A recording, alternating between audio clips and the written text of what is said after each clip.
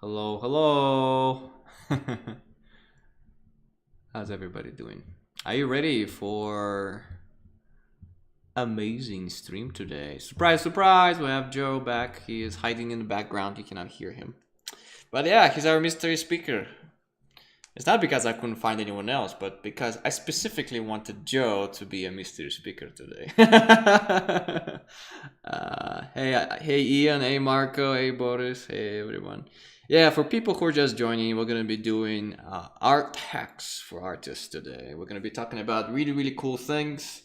Even I don't know what we're going to be talking about it today, but it's going to be fun. Let's see what Joe got in store for us. Hey Aster. Hey, flying pig. I don't know. It's such a funny nickname. It's almost like I'm insulting someone.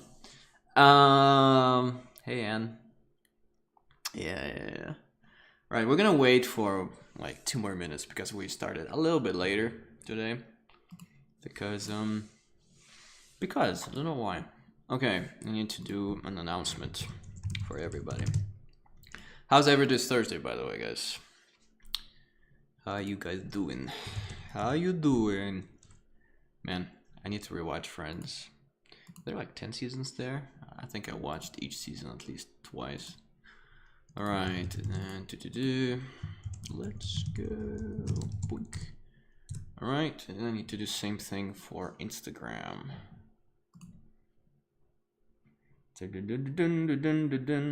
By the way, guys, I made an official post on Instagram, so if anyone wants to be supportive and super cool and awesome, give us a hand so we can beat the stupid algorithms of YouTube. Hey Joe, can you do a thumbs up? I know no one sees you, but I'm doing an Instagram thing and I see you. Alright, cool. Alright, and then I need to do a link. Alright, then link. Too bad you can't see Joe yet, but you'll see on an Instagram post he's doing his thumbs up.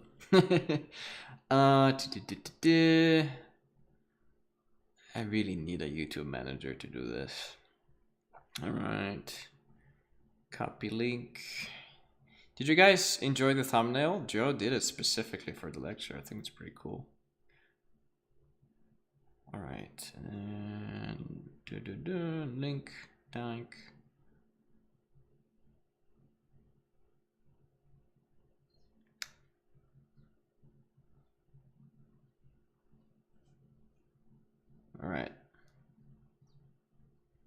Alright, we all good. We'll wait for 1 more minute and then we'll start so more people join because we just announced everything. Hey Julie, what's up? Hey Antonina. Hey Hubs. Hey Ringmaster. Katya, hello. Tim, Katya, Irina, Nicole, La, Tesla, Lena. Alright, too many people. Hello Vikings. What, Joe? It's the Katya, yeah. Sorry guys, you can't see Joe, or you cannot hear Joe, but I can. It is the Katya, yeah. One and only Katya. Oh guys, can you imagine today's lecture 26, and then we are almost in our last week. Tomorrow we're gonna have a mentality of a healthy artist lecture. I've been looking forward to that one for a pretty long time. So yeah, do not miss tomorrow. And there's a big possibility we might do lectures back to back Saturday and Sunday on top of feedback session. I don't know if I should do it because there's a possibility I need to travel from Sunday to Thursday. Or maybe I'll just have to cancel the traveling plans. We'll see. Yeah, I got an opportunity to fly. I would say it's a private jet, but it's like a little airplane and fly onto a boat and help with boating stuff. But probably I'm gonna miss it. I don't know. We'll see. Tim is already starting his cheerleading thing. Yeah, guys, if you wanna do a cheerleading chant today, we can do "Let's go Joe, let's go Joe." That one is good. That one is good. That was awesome. All right. I think we shall start. So, welcome everybody to lecture number 26. Today, as our mystery speaker, we have Joe Spadaford. Yeah, you already know him. You already love him. And yeah, without further introduction, Joe Spadaford. Woo! Am I on? Yes, you are on. Hey, how is everybody? Oh, that's great. I'm glad I can hear everybody. I I just wanted to and feel free on this post. Yeah, we should just chime in, and I'd rather it be more conversational. Um, but yeah. So one of the things that I wanted to do after the last time we spoke is, there's so many videos out there, and every day new content keeps coming out. And even just today, somebody sent me like a link for a new app, new program that I was just like, oh my God, that's a thing. And that's one of the cool things about our field right now. There's so much innovation that's happening, where just everybody is generating something new to make some money for themselves, I'm sure, but also to um, basically give back to the community, to enliven it, to make their jobs easier. Sometimes they'll make tools that sometimes people make tools that they sell on like Blender Marketplace or something. And the original creation reason for the creation of the tool was just to help somebody do something, some sort of job that they were currently working on. And I thought, one of the cool things that I could do here, which is just kind of do some of the ones that I've Yeah, but you'll kind of share with you, some of the ones that I thought were helpful, like really good quick fixes that can help you to speed up ideation for like things like a painting say you're given a color key. Like yesterday, my boss asked me to do a color key, and I had only about an hour left in the day, and it was a big, it was like a crowd. There was like 30 characters in it. So it's like, how do you meet those deadlines, meet those expectations when a client calls you up and asks you for something um, bigger than you have time for? Or maybe at times if you're doing a freelance job, maybe the budget they have what they call it, the champagne taste with caviar budget, or no, champagne taste with beer budget or something, where they just don't have the money to pay for the things that they want to have. Um, and normally that's a red flag with a client, but it can be good too, if like a lot of times, like when I do a children's book, say for example, and I want to try to make it so that it's like um, something that I find personally rewarding. Almost every time I do that, I take on a job like that. What I try to do is I try to um, figure out something that I have not yet done, a tool, a trick, a technique that will make the job easy for me. Otherwise, I'm just sitting there in front of my computer for an hour and a half, not learning really anything. I'm just more or less doing something that I've always done. There's this thing in illustration that can happen where a lot of illustrators, they get their one style done, and like every time they get an illustration, it's, I'm just going to do my style. And that's just never been something I've done, because I don't know. I mean, there's like back in the day, like when a comedian, for example, would have a stand-up skit. Every time they would do it, they only had to please the room that they were in. And not everybody had seen their act. So for decades and decades, same comedian would have the same jokes and go all over the world. And the thing that would ruin them is if they would go on and make them at the same time. Would be like if they went on like a night show, like a talk show, like the Tonight Show with Johnny Carson, and that would normally make or break a client, a um, uh, a comedian, because the whole nation got to see their jokes. And luckily on those shows, you don't see the full hour. But if you ever did back then expose your full hour, then you were basically at ground zero, and you have to write all new jokes, because as soon as people hear a joke, they don't want to hear it twice. Well, in nowadays, comedians have to, every time they do a Netflix special, they have to go back and rewrite all their jokes. Well, it's the same kind of thing with illustration. If you have a particular style and it doesn't transcend all other styles, um, you can very quickly find yourself you can very quickly find yourself like being the guy who was the go-to guy in, the 2020s, but this is so 2030 now, and there was guys when I was graduating college that were like the biggest names in illustration, and you don't see their work anymore. For a while there, they had a nice heyday, and we thought, oh my gosh, you'll never see these people go away, but they did because they they fled the marketplace. So all that to say, I like to try to find different ways of working and different ways to change and to grow, because I think it's important, uh, especially nowadays, to embrace that you don't have to be the artist you are today all the time.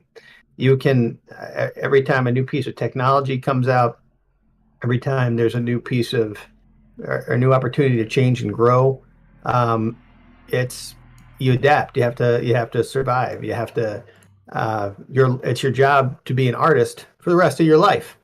And so so the so a lot of times I'll use these tricks and tools and everything to essentially slowly shift how I do things. And like, the kind of paintings and drawings that I do now, even my sense of color theory has greatly changed, um, due to little techniques that I learned that allowed me to paint more complex things, allowed me to do characters in more complex ways.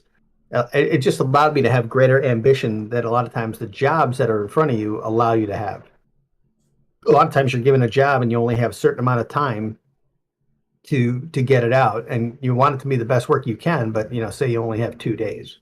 How do you maximize what you are tasked with to be the best thing you can possibly make it? And there's a lot of great tools all over the internet. I'm only going to be going over some tools that are largely good 2D idea tools, um, mostly because it's just easier to show, and I'd hate for to start a presentation where I'm essentially showcasing something that my computer shuts down, freezes up, and I know that happens. I've seen it happen in like, events where some guy tries desperately hard to show like the Unreal Engine, and it's just like a total nightmare because it like, the scene chugs and crashes on him. So what I want to do is I want to show you just some good, reliable, I mean, machine won't crash kind of ideas that will give you an idea of ways to speed up the process of creating an image, um, and overcome things like anatomy, color theory, sometimes camera angles. If you're not great with 3D, a little hack I learned for that, a little hack that I've learned for photo bashing, a little hacks that I've learned for relighting faces. Um, and then also, I want to kind of go into the big thing that's on the horizon now that's got everybody paranoid, and that's Yeah. AI. What's that? I'm just screaming. Not, he's not paranoid. But yeah, so all this to say is that there's a lot of ways to get a job done. There's a lot of ways to speed up the process, and there's a lot of ways to fast track yourself towards um, coming up with a very creative image, that's bigger than the time period should have allotted for. So let's hop into a fun. So let's go to let's talk about figures. Now, drawing the figure is arguably one of the hardest things to do. And if you ever get a shot where that calls for a lot of specific acting, you don't have time to do, say, a photo shoot or whatnot. You're gonna have to figure out, and you're not like the best at drawing stuff out of your head. You're gonna have to figure out good, quick hack ways to pull things off. Um, and luckily for you and me and everybody who knows to look for it, there's great tools to help speed you up. So let me just share my screen. Yeah, I was about like, is he sharing his screen? Like, Okay. yeah. All right. So this is going to be for a demo. I'm just going to show a relighting demo. Can you see my screen, Yash? Yes. Okay. Just looks black on my end. Okay. Um, all right. So for characters, now there's a few sites that I find myself going to a lot of the time. Um, one of them is the site Figurosity. Um, and let's see here. Come on. It's acting up for the first time. On figure.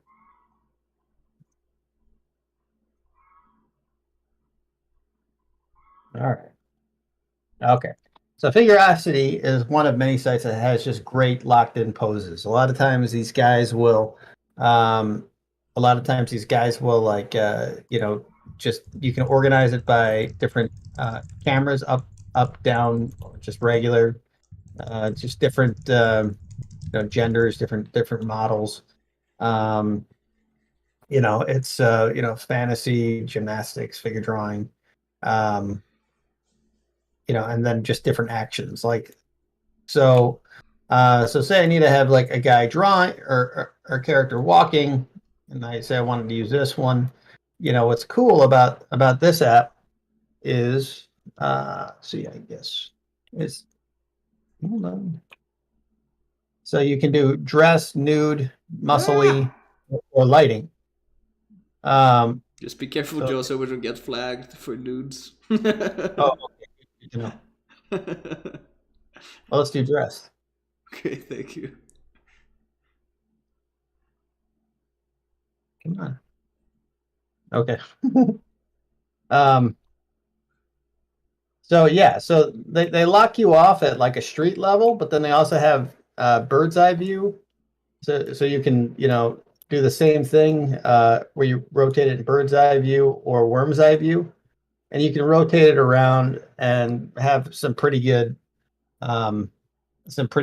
like free range for different poses and whatnot. And it's great. It's a great drawing tool. I find myself using it a lot if I have to do like something that requires some posing. Another thing that just actually flew to my desk today is this thing. It's called Actor Core.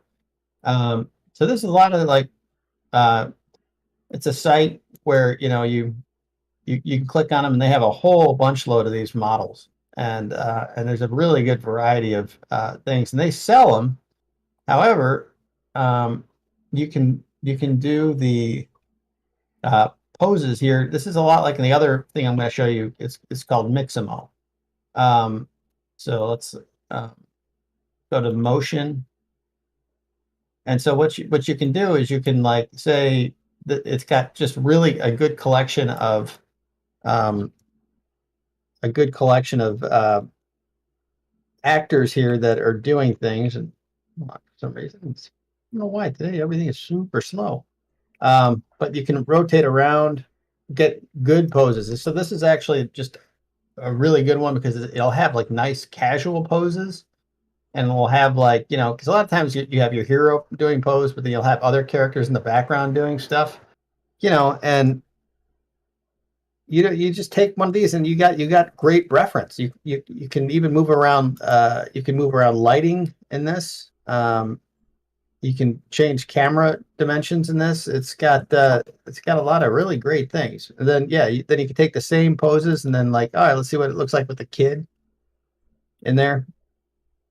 And if you're doing like children's book and everything, and like somebody sends me like a something where it looks like it doesn't like a kid looks like a out of your head drawn kid. Well, you really no need for that stuff anymore because there's so much good reference. Even though they're CG models, you can very easily turn the CG model looking like this and just caricature it and make it look something like illustration based. Even play around with things like lighting and whatnot. So that's a great tool. Another great one is Mixamo.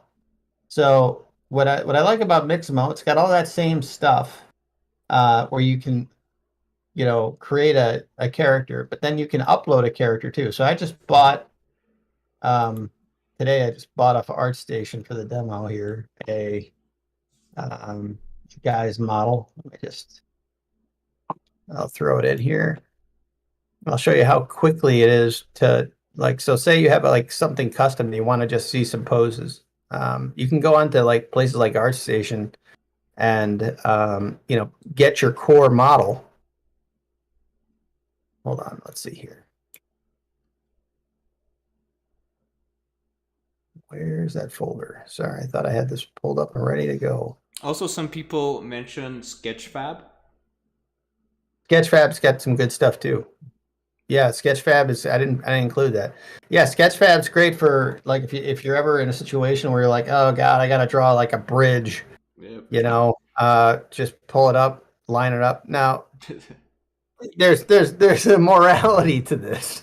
That if you're going to use it and make money off of it, it's not a big deal to pay for the model because it's like if you're doing a job that pays, you know, I don't know, like I don't know, it pays like 200, $300, right? 300 or $400 or something like that. And in your illustration that you're getting paid for, three-quarters of the picture involves a galleon ship, right? Like some sort of big boat.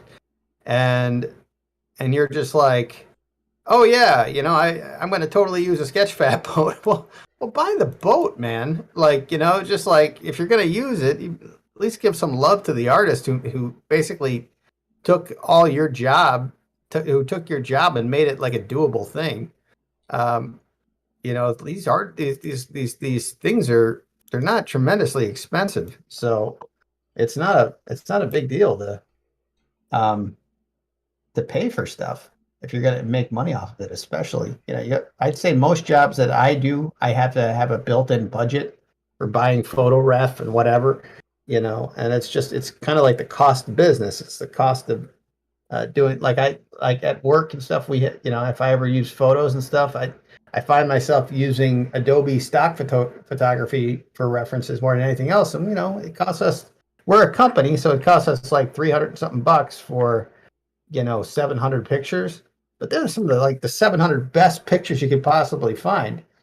I'm a big advocate for I mean, there's a reason. Back in the early 2000s, a lot of this stuff used to be free, and well, if I say free, but everybody realized they were getting taken for a ride because you'd have all these awesome photographers that, for a while, were all on Google, just because they wanted people to see their work, and they had no idea people would just yoink their high Yoink. res images down and use them to make money. So now all those photographers and everything have gone to like stock photography places um, because yeah, you should get paid for that. So, um, yeah, and it's what's crazy is even in like places that are heavy into photo bashing, um, they have teams of lawyers that will make sure that your references have been changed like some amount, like I think it's something like 60% or whatever. Yep. Um, well, as I'm waiting for this to download, um, this is something else I included in the links. So this was Shadi Safadi. Anytime Shadi Safadi comes on, I stop everything work-wise and I just listen because this guy is in touch with, in my opinion, he's in touch with the most important stuff. And like every time he's come on the scene to do a podcast or do something, I stop and I pay attention and I really uh, gather up all the kind of intel that he provides. And so I included this link on the Andrew Price podcast that he just did, and I think you guys will like it. It talks a lot about where trends in the industry are going right now, and a lot of stuff about the industry as it is, and the future of it, like AI and whatnot. And I'll We'll talk a little bit about that in Yeah, we'll this. include the links, guys, after the lecture. Just don't want to mess anything up. So Sure. there'll be a huge list in a pinned comment, I think, or in the description after the lecture. Um, so yeah, so you can upload. Um, Okay, boy, I thought this would be a lot faster. But you can basically you can upload a model into this, and then basically just has a really very simple rigging system. And any model, as long as it's .obj, will come into it. And then you can basically plug it into all the animations. And in this case, I picked out like a more simplified Disney-ized kind of looking mannequin that I found on ArtStation. And I just thought it would be great because one of the things that you'll find when you do lighting studies, especially for anything cartoony, is a lot of your lighting studies or assets that you'll be able to use are realistic. And so I think if you can manage to find, especially when you're rendering out something like something where you need to have some lighting on it, if you find a nice cartoony model and you need a good reference base, um, then it's I'm gonna just stop this because you're supposed to be able to see this and just line up the circles, and for whatever reason it's acting up. Oh, you just drag the circles to where the joints are and the head are and stuff like that. Do you notice that? What, Joe? Oh, I thought you said something. Anyway, so basically here it's like basically you just grab these things and like move them to the wrists, elbows, and feet, and it makes a dummy rig um, that allows you to very quickly um, be able to pose the model. And it works really, really well in these things. And like I say, it's just normally it does it when it's facing straight, but for whatever reason. So, um, and I mean, and that's what I did with this guy. And so this guy came in as a character, and I was able to import him into these poses. So so you can see your character, and again, it's my machine is acting really slow for some reason. It's because you're But like, streaming. oh, is that why? Yeah. Um, but yeah. So and you can go all around it and rotate it and find the correct angles and whatnot, and just pause your animation like a lot. So it becomes this kind of art form to go. Oh, when he half does this pose, it kind of gives me the pose that I want. So these are all just really great quick tips that can help you out with like creating an image really quick. Okay, so I'm gonna move on. So this is Shadi's post, and that's just something I wanted to showcase to you guys. Um, so another thing that I want to talk about too is one of the more underutilized things that people don't really use out there, especially if you wanted to do quick photography or you needed to have a set really done really quickly and you wanted to know what the perspective is. Sometimes being clever is with resources that you have is a great tool. So say I wanted to do like a Game of Thrones environment, and I needed to mock something up really quick, but I'm kind of crappy with perspective. So one of the things I wanted to show you is that like last night, I just wanted to showcase because I've done this before. Let me see if I and so what I do is and I haven't used this a ton, but I've seen it used, and it's really clever. So so say I want to do a throne room, right? And I just go and I make like a little block in a 3D model or in like Legos, and I just use my phone. Well, you can just hold it up to like a lamp and just and get some nice dramatic camera angles that now all you like the perspective and even the general lighting in the room um, is kind of figured out. Now you can actually use this as a base for your illustration and and just have really a decent set of perspective, and you can just lay this in as a plate. Um, so just again, it's just like doing like a little mini set and just allowing your imagination um, to kind of fill in the blanks as to like how to quickly get an idea out there that can look pretty believable. It's pretty easy to paint on top of something like this, and get like similar lighting, and then you can alter a little bit. So this I feel like is a great tool that basically it can be anything. You can use it in your hallway and just imagine the doorways are buildings, or you can set up blocks on your table, or if you just need to get something out and you need to get it out quick and you want it to be accurate and you're not great at perspective, inventing like because it's sometimes for people it's hard to invent an eye line. And doing something like this can be a really good, quick little hack. Misha did something else too on his page where I remember this, Misha. I called him up and he's like, Joe, you want to see this sculpture? And it was like a sculpture of just a little Viking statue guy, and Yeah. it was like orange. And Yep. I'm just like, what is that, Misha? And he's just like, it's Play-Doh for children. Yep. Like it was like, but you put lighting on that and everything, it can look just like a really quick 3D sculpt, Yep. why not? Yeah, I know. I Well, mean, you know what's like, I don't like 3D that much because like I love it, but I hate it at the same time because I don't have that much time to invest into studying it. So like a lot of the times I will do fake 3D just like you say, like I'll just have a bunch of bricks and I'll take a photo of them or model something out of clay. It's like yeah, what James if Garney you want does, to have right? water. Yeah, I've ever seen him do that too. Man, I Well, love and he James was Garney. one that there was a illustrator in the 1920s. I think actually Maxfield Parrish did this, where if you wanted to have water, he would put like a mirror down on Yep. top of a set, and so he would even see like reference on his reflections and everything. Yeah. And yeah, I mean that guy would build these elaborate models and everything. But the fact of the matter is that you don't really need to do an elaborate thing. You can do something quick like this Lego thing, or Yeah. like I said, you can use cardboard boxes, and then you just get a lamp, and then Yep. you can lamp is your sun, and Yep. then you can cheese it in and get some pretty decent effects.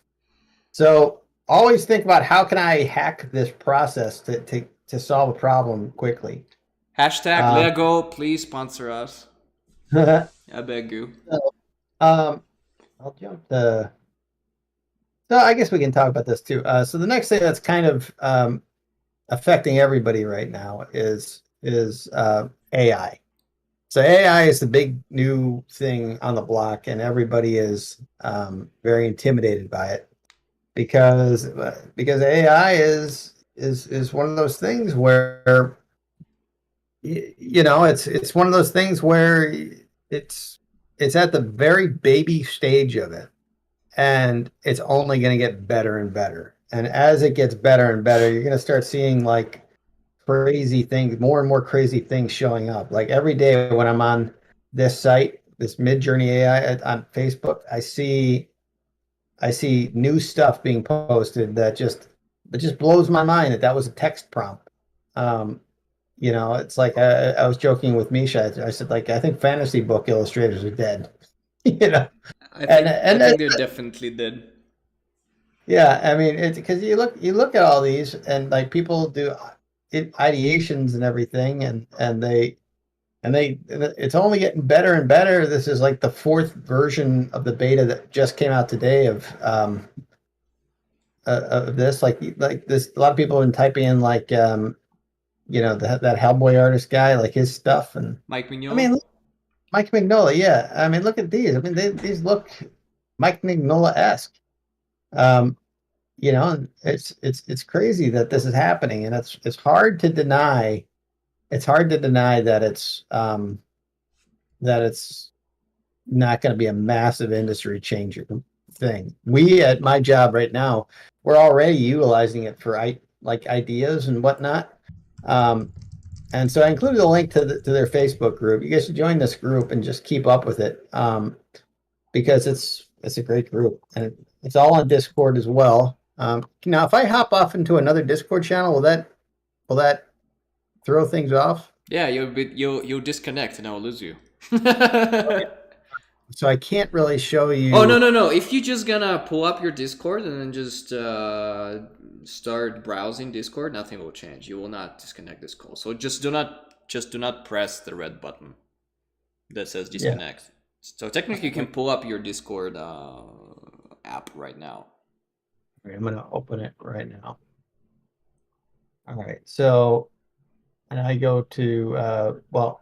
I do everything on. This is a trick with Midjourney. You do everything on the Midjourney bot, and you can keep all your art private. So, I go to this, and basically how it works is you type into it like some sort of prompt, like for the logo thing that I did last night. I typed in professor in classroom teaching art, professor's Viking, style of J.C. Leyendecker and Norman Rockwell, and I got this thing, and it was like it's kind of gobbledygook, but at the same time, I looked at it and I go, yeah, I can see how I can turn that into an image. Yep. Um, and sure enough, I mean, I don't have it on screen here, but you guys have seen it, right? Like the see, I thought I could I pull can that pull it up. up on the big screen. Yeah. Oh wait, you know what? I have it right here. So that's it. And then like this is what I did. So I mean, I took it, and if I had spent a little bit more time on it, I'm sure I could have made it look a lot better. But I took it and said, okay, how do I use what I have here and turn it into something? Yeah. Now, like even though it's loose for me, it's still a pretty well envisioned idea. And if I was say doing something for a job and I gave them something like this first to say, hey, yeah, this is an idea that I play with, then they take your second day and actually render it out and come up with it. Yeah. It looks pretty well involved. It looks like I've done a lot of work on it. And it really, I didn't. It was like, I think a half hour to just generate something real quick for this stream. So that's one thing that AI is great for. It's great for coming up with all sorts of things. I'll show you how you make one. So say I type in I don't know, like say you type in imagine. So imagine, then they ask you for a prompt, and then you say, let me just say uh, magic mirror portal, um, and then I can and I'll say by I don't want to say Misha Oplev. Sure. I don't know what we're gonna get. And then you can do resolution, right, and aspect ratio also. You can do all sorts of things, and then I'll just type in aspect ratio. So you just type in dash dash AR.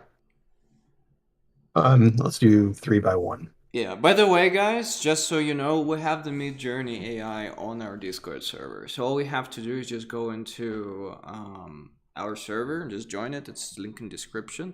And then you can do the same prompts and just test it out and not be so terrified by it.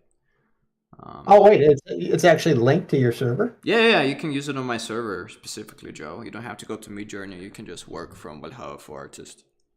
I did not know that. Yep. So, but it costs to do it still, right? I mean, I'm still paying. Yeah. So, for example, well, you have 25 free generations. Doesn't matter where you do the generations because it's linked to one big server. So If if you do, Joe is real, yeah, you'll find yourself spending a lot of money real quick. yeah. So But can you just buy an unlimited version, which is like $30, right? I can, and we are going to. Since I work for a studio too, there's like a different studio fee. Oh, okay. Um, so this is what it does. It starts off taking. I mean, and you can be very specific or very um, realistic, and it's going to, and it will be more specific as you go. One thing, happily for Misha, is that it has not figured out Misha's style yet. But give it time. The more you upload to ArtStation, the more it will learn. Sadly. So But what it's you not even about that, right? It's about how many people say this is a good image or not good image. So, for example, Norman Rockwell has thousands upon images, and people know it, right? But right. then styles that are not very popular, just there's going to be less people teaching the AI and training it unless you're training it. So technically, does it mean that if you have a super specific style, you should not post online at all? So you cannot be replicated by AI? No, I don't think so. I'm just joking with that stuff. No, I mean that's the number one paranoia that people have though is that they're taking my art and they're making whatever. And to a degree they are, but like, I mean, I typed in Norman Rockwell for this, and I mean, I see some influence is definitely in the color palette. I see it in some of the shapes of the heads that they sent me, The hair. uh, and yeah, some of the hair shapes. But generally speaking, it's a blob. It's a Norman Rockwell shaped blobby reminder Yep. that you can turn into it. Now, some of this AI is getting pretty specific. So here, let's say, so the next phase that you do here is you can either do, say I like this one, but I'm like, it's not quite right. So then I hit V1 to get variations. Um, or I can hit U1, which is to upres it. That'll make it look, it just puts a little bit more spit polish on it. So and I can do that while I'm messing around with this here. So then I'll just hit upres on that one. And so this is giving me other variations of that same image with slight tweaks. And then, and I've done stuff with this where I'll just take a portion of the AI and make a composition out of that. Um, so let's look at the upresing. So as you upres, it takes it from like a small image like this into something that's not only bigger, but more detail is added. And a lot of times you get some really, really crazy stuff. Like all pretty cool. Midjourney, I really so there's a few different forms of AI that are out right now. Dolly does stuff that is very realistic, and if you ever need to do something that involves something that looks like product placement or something that looks like a CG render, Dolly is probably the best for it. At least right now. Midjourney is really great for illustrative stuff. And as you can see here, when you click on it, and this isn't even the highest resolution you can go, you get a pretty good resolution size. And if I wanted to even get a higher resolution, I just make it bigger on my screen. I have a good 5K monitor and just take a screenshot, and it's a 5K image all of a sudden. Um, so it's pretty useful. Um, yeah, and that's another kind of a hack too that a lot of guys when they do renders, that's if you're a 3D person that's new and you're just tired of waiting for renders, if you have a good 5K monitor, just get a decent preview image up and just take a screenshot on the 5K, and you don't have to render it. Um, Rendering is, you know, it's just people generally don't wait for renders anymore. When they're doing these things really quick. At least that's been what I've experienced anyway. So yeah, so this is AI, and this is one form of it. And like I said, there's DALL-E. Another one that I like, the quality of the images coming out is it's called diffusion. What's the stable diffusion? Um, and that one really is got. I think it's actually a little bit better than what Midjourney is. And all these places are starting to kind of come out of the woodworks, and um, and they're actually generating some good images. So now one of the things that becomes like an art form when you're doing AI is like, well, what's your prompt going to be? And luckily, some people who've been entrepreneurs have been really good at like coming up with prompt makers. So I have this in the link too. And here, what's cool is like, all right, so for all the different things that's coming out, this guy has yeah, stable diffusion, that's the one. But like these are all customized to the the different things. And so if, say I wanted to have, you know, biking in fiery village. I spelled village wrong. That's one thing that's my biggest handicap. AI is that you have to spell well. Even the AI cannot overcome my spelling. There's a funny joke that I saw a meme and artist said, "We're fine. Why? Because for AI to replace us, the client has to accurately describe what they want." Yeah, that's true. That's very true.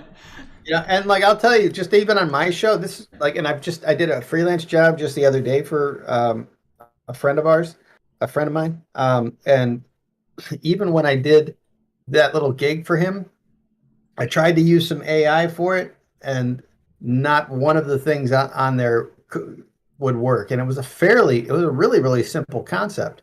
And I generated some really cool ideas, but none of them were like what the client wanted. So it was just like a lot of times clients want very specific things. And if you don't give it to them, then they go, "What?" I was very clear. And so you're just like, so it's not often that you're going to get like a client that's just going to be like, just show me something cool. Yeah. you know, it's kind of there's got to be a anyway. Um,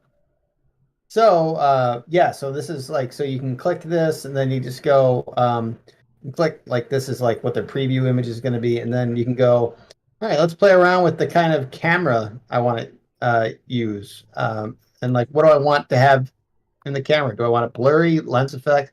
So all these different things, um different things. Do you want to have close-ups, orthographic views, perspective views?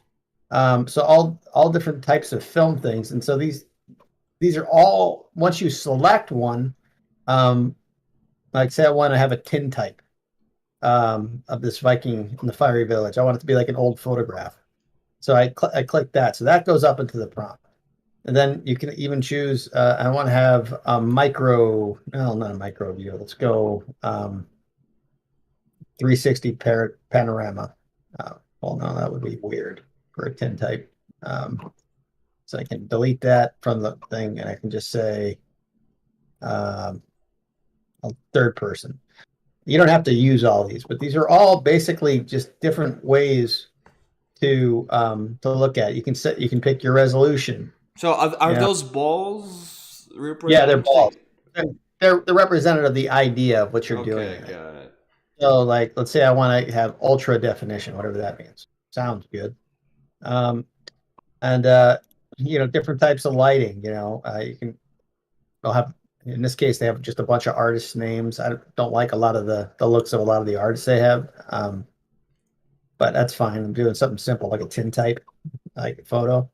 And then there are all these parameters for Mid-Journey that you can basically, if you want to have it slightly stylized, if you want to up the quality, they got this thing called image weight, which is, if you say I want 30% of it to be this, 20% of this to be this, you just up to 100%, you can utilize that.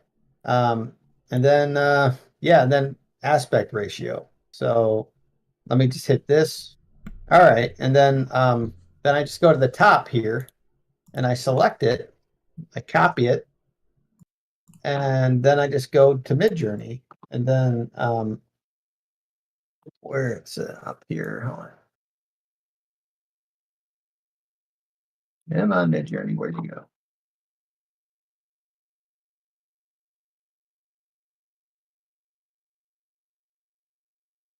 Okay, so yeah, so now I'm gonna go down here to like Midjourney, paste that prompt in that I just got.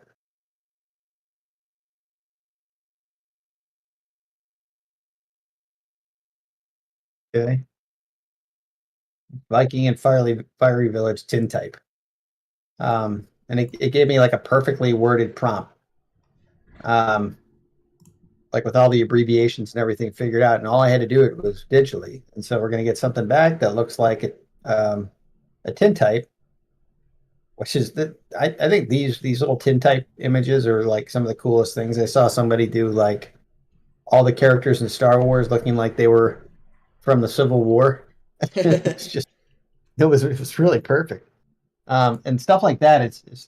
This thing just excels at, especially with celebrities. If you ask them to use like like a celebrity doing something, there's just so many pictures for them to draw on of like Harrison Ford and whatnot that, yeah, it'll look a lot like them. So this is going to be a tremendous tool for caricature artists. Um, or the scariest thing ever. Everybody's has told me to like look at this new ILM documentary that just came out, to because how CG artists back in the day, or 2D traditional artists and modelers and everything, model makers. Yeah, see, it's a like fun little tintype. That's just a cool image.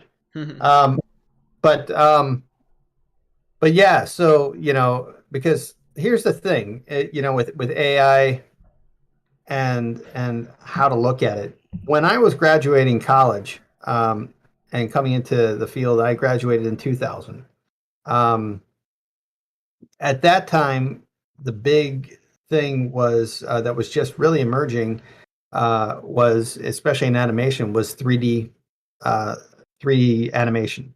And at that time, the studios that I was at, those there all the artists there that were from Disney and whatnot would say, "Oh yeah, but you cannot duplicate the gestural animation that you get in hand drawn animation. You can't do it." And it was just like, "Yeah, you can like your precious 3D, but it's 2D is never going away."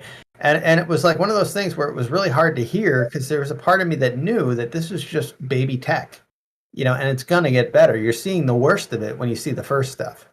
And and sure enough, the people who held on to those mentalities, a lot of those guys became teachers, or they just kind of fell out. I've seen a lot of awesome Disney animation big shot guys that and I don't see anything on their IMDb page beyond like 2003 or something.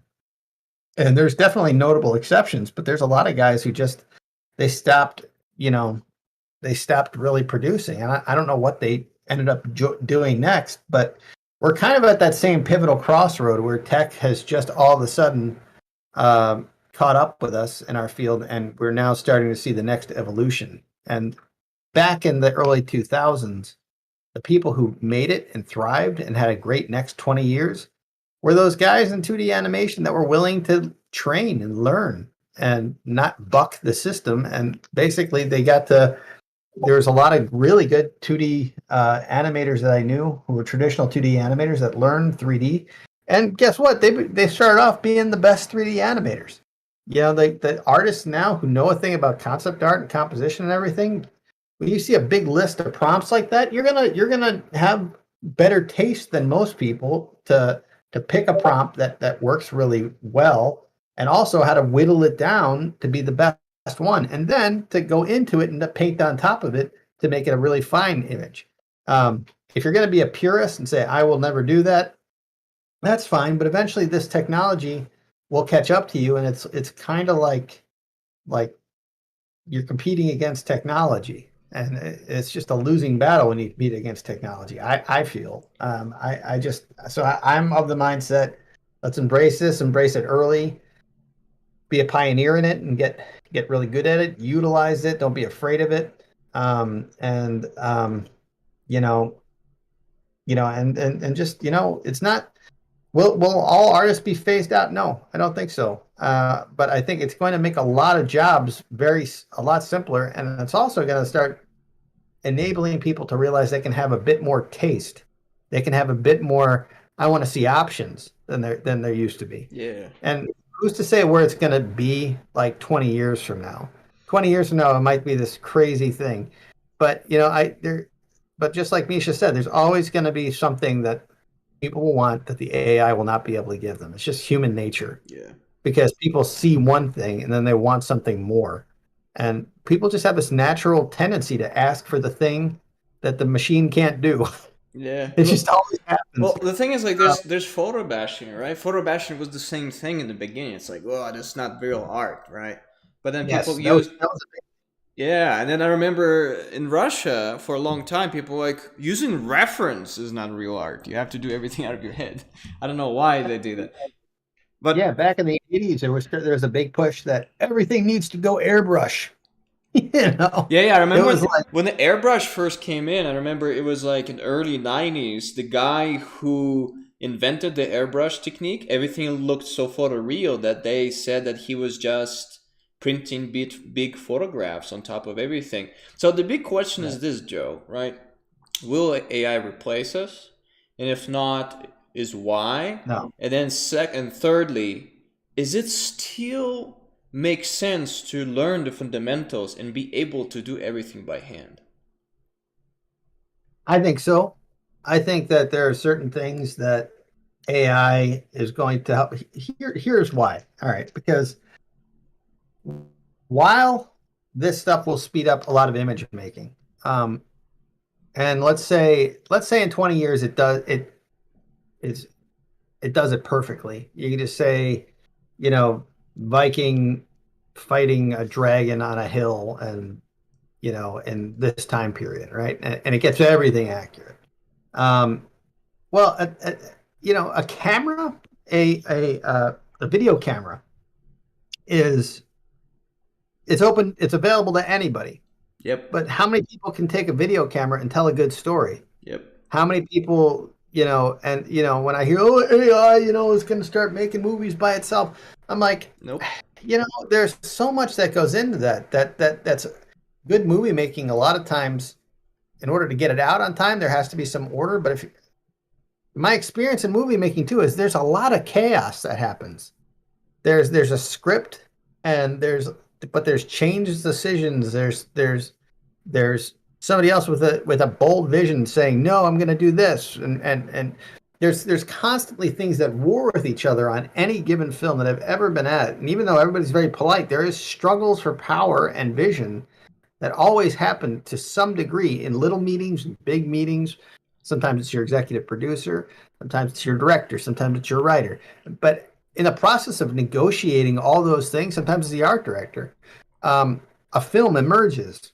Yep. That is not the original film that was intended. The greatest AI is still people working together right now. Now, this technology solves a lot of problems, and you'll get a lot of great technology. And I know when I say this, I am very aware of the fact that this is baby technology, and will only get better.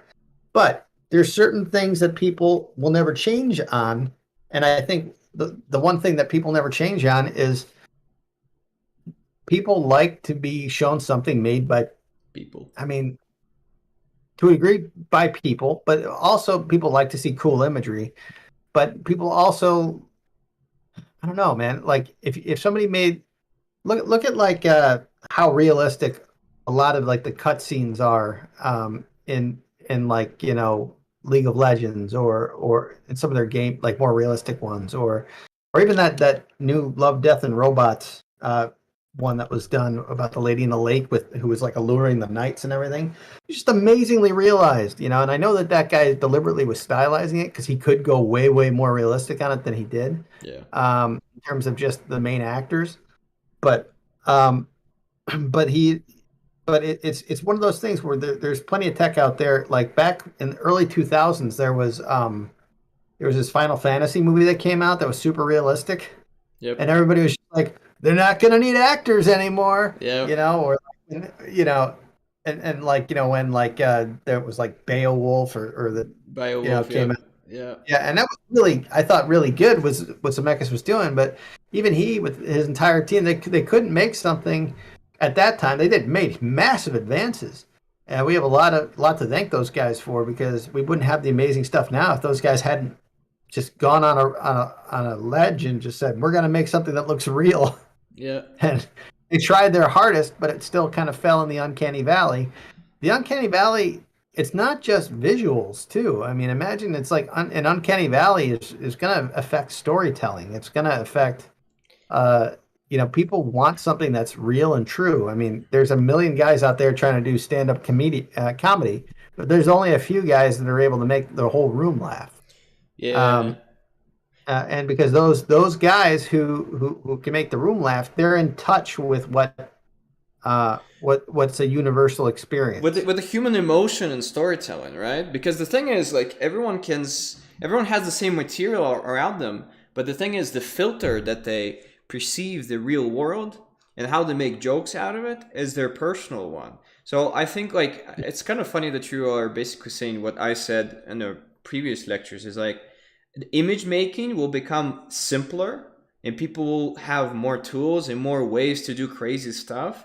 But the quality of idea, quality of emotion, and quality of storytelling, those are the skills that are more important now than image making. So, for example, I know one rapper who needs to hire a bunch of artists to do his album, and he doesn't have money to pay them. Now he has AI to paint something for him. And then artists themselves, what they can do is they can have a good quality of an idea and just use it to level up their playing field even more. So I think at like 5 or 10 years from now, the idea that can you make a pretty image will be a baseline. That's to be the baseline, right? It has to look pretty because you're using AI.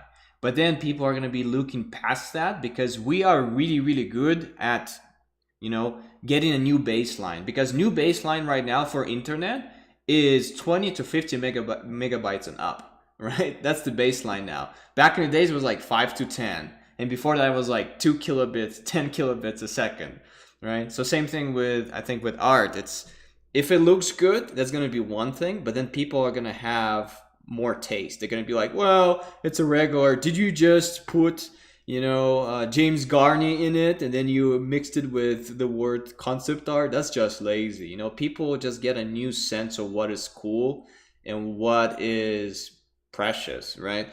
And then another thing is like specificity, right? You still need to filter it through your own lens as an artist. So I think guys, we're fine.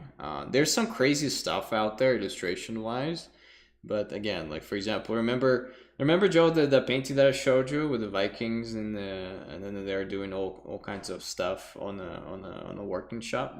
Remember that one? Yeah.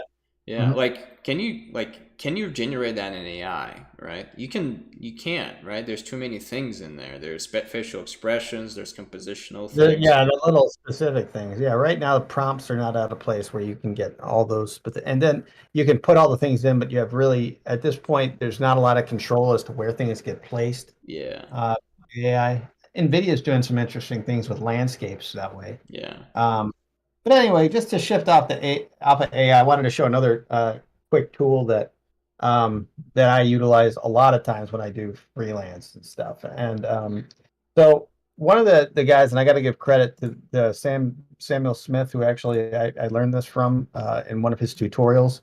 Yep.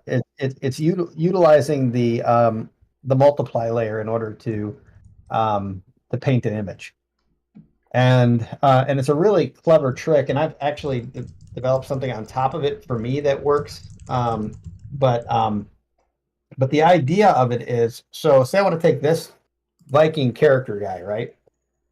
And I want to make it so that he's lit in some sort of in some sort of scene like this.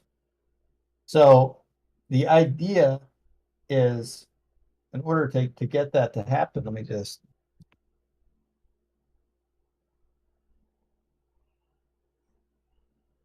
duplicate this. So the idea is I'm going to throw it in. This is like an AI image too. Um,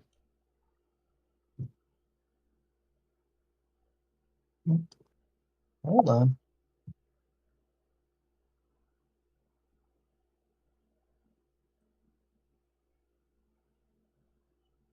Copy. Also, people are joking in the chat. What if our actors will be just replaced with deep fakes later on? You just I mean, I'm sure they're thinking about that. you pay an actor once to do their scan, and then you just hire a cheap actor, and then you just project his face on. I think what's his name? There's some actor, the guy who did Tron. Yep. He actually sold his likeness, I think, back in the day, like when he was doing Tron. The idea was like, hey, look, you know, it was like a new commodity, a new thing to sell. And so yeah, he actually sold his likeness, Jeff Bridges, I think, to do that movie. And that was, I guess time's gonna tell whether or not that was a smart move, because technically, I guess if you've done that, the studio could just Don't need you anymore. digitally recreate you. Like I know Star Wars, George Lucas bought the rights to all the actors, and so technically they could do an entire Star Wars trilogy with all the actors in it. Just CG. CG, yeah. So the idea with this method of painting, and it kind of relies on you going, taking you're painting everything on a multiply layer, and basically you're only going to get in the most pure way of doing it. Like you have to look at it like this here is the brightest these colors are going to get. So I mean, I might want to just brighten it just a hair. So the trick is getting bright colors that still have a lot of chroma, because the second you lose the chroma, yeah, I think it would be fine like this. The second you lose the chroma, it tends to just make it's very hard to color it and have it look good.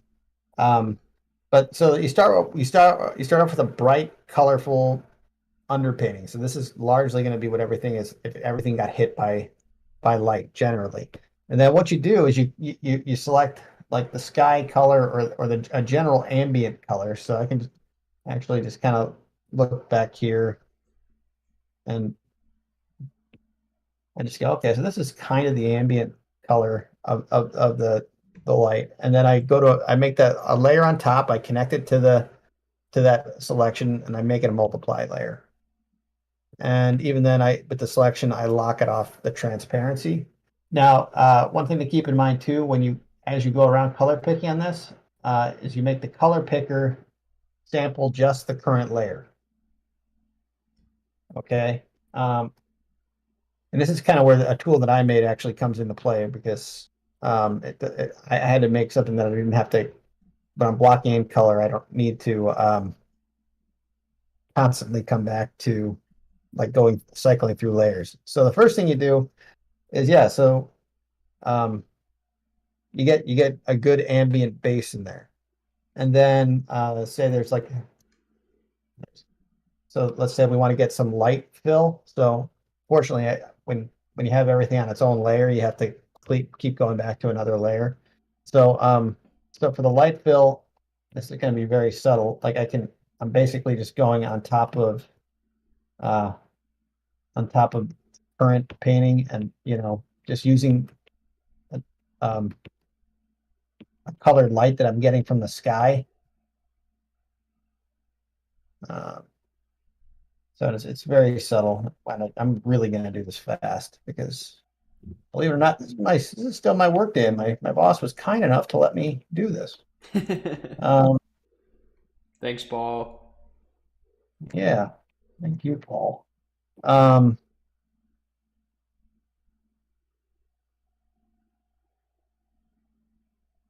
okay, so say that's just really subtly the so I've got my shadow and a soft fill. Let's say if I wanted to get some of this, I'm gonna have to go back to this layer, some of this torchlight.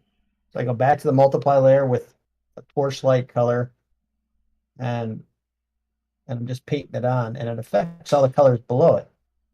Um, so here I can just paint on some rim lighting.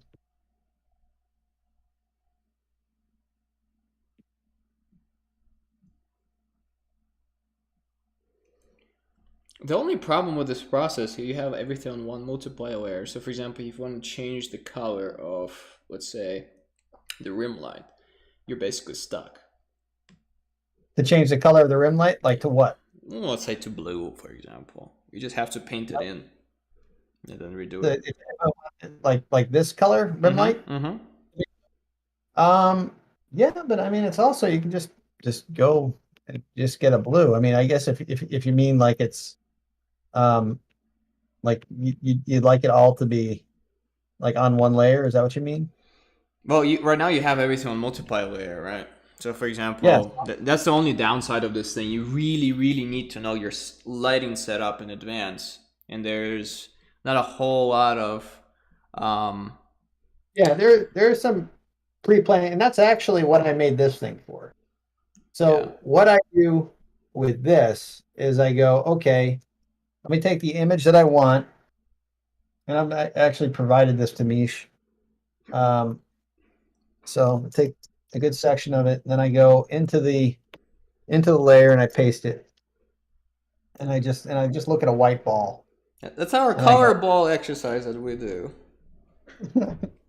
and so then what I do is I go, all right, so if this is a white ball in this environment, um, let me just get the lights. So let me the key light, then I just select a paint bucket, or no, I can just go to image. I go to edit fill, and then let me just here. In this case, I can select every layer. Let me turn the layers eyedropper tool, all layers. Okay. So the key light, edit fill,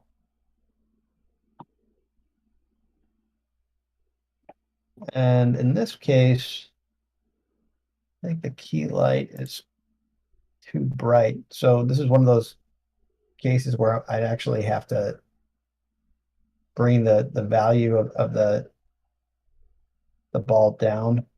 Um, Oh, so you have like a one multiply layer and then affecting all of your color swatches on top of it? right. Oh, so you're gonna kind of get a color palette right away. Yeah. So I start off with a color palette. So let me just see here. If I go to normal, let me just go image adjust. I like, don't, normally of course I chose a dark palette when I did this. Let's see. So image adjust.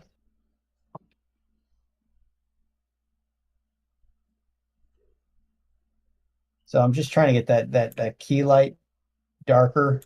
Um, I'm just maybe I curious, have a, what do you have your light set up to? Multiply or overlay? I did them all on multiply because the under image is just pure Pure white ball. white. Got it. Okay, cool. Um, Interesting. and you can, and I have that changed, so I can change it to any color I want. So if I want to take the like say I'm working on an area of color and I'm like, oh man, it's just a brown image. I want to paint it traditionally. I can just change the color of the ball and just go, okay, so let's Let's have a see. darker, let's say a darker thing. Cool, cool, Like cool. I want to have like a dark brown ball or something like so this is gray. So let's go pull the saturation up and just go like say I want to have a brown. So Also, guys, Joe been working on a pretty massive, basically like a color scripting, color and light tool for a long time. Joe said he will send this thing to us for free, but I'm gonna say that he's gonna probably release it on Gumroad later on. For people who wanted to support Joe, just have your eye out on it because Joe. If I'm not gonna control Joe, Joe is gonna be like, yeah, stuff for everybody. Do whatever you want with it, and I want to take care of Joe. So all right. So yeah, so this is one of those things. I give myself a bit of a problem. Yeah, sometimes I will start with I don't normally do a really dark image. I guess sometimes like the exposure is all super bright. Um, let me do the rest of it first. Let me do the sky fill. So I just click the sky fill there and I go edit, fill, and then fill the foreground color.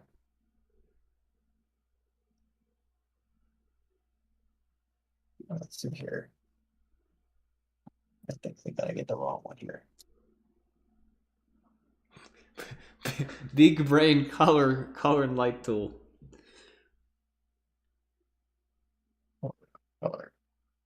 So right now, what you're doing is you are changing the multiply layer for the sky fill, right, of the entire color Yeah. ball. Say I want to have say I want to use the bounce color. Say I want it to be like a torch light, Mm-hmm. like what's in the image. I can just I click on it, then I go edit, fill, like that, and then so this is my shadow color. So the shadow color is kind of in that vein. I go edit, fill, Mm-hmm. and so I kind of have I think I can go brighter with this ball. Um, so it's kind of like in there. So this would be like torchlight, and I can increase this by just going image adjust. If I wanted it to be more bright and saturated. Mm-hmm. So that would be my ball shape, and then so now I could just go copy, paste, or copy. and then just make a new folder and Mm-hmm. just go paste. So now it's Mm. just select. So now when I'm doing that thing where I'm just painting using the eyeball or the eyedropper on the same layer, Mm-hmm. that'll allow you to do is just like this. All this is the color of the lights. Um, so let me go back to that image here. So let me just delete this, and now I can go multiply layer, and then go. Um,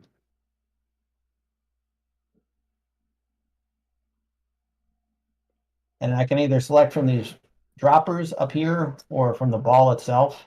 And sometimes I'll choose something that if I think something's hitting more of a top plane, I'll select more up here. Mm-hmm.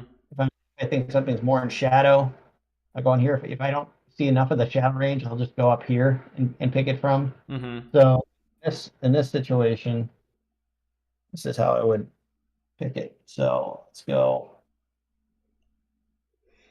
Also, people asking, do you know anything about Color Constructor app? Yeah, this is yeah, the color constructor is what I originally based a lot of my stuff on, and I made this thing called that I actually contacted the guy who did colors constructor like back in the early 2000s, and his name was Murray, and Murray Lancashire, and I actually made something that I'll show you next real quick that was just a good shortcut tool for me to basically utilize this tool in a more specific way. Yeah. Um, so as you can see, I mean, I'm just starting to do this. So this has got some sort of like ambient light shade. And so let's get some sort of something in here. And so say I want to have more of a reflected or warm light coming in from a torch or something. So I just select that torch side.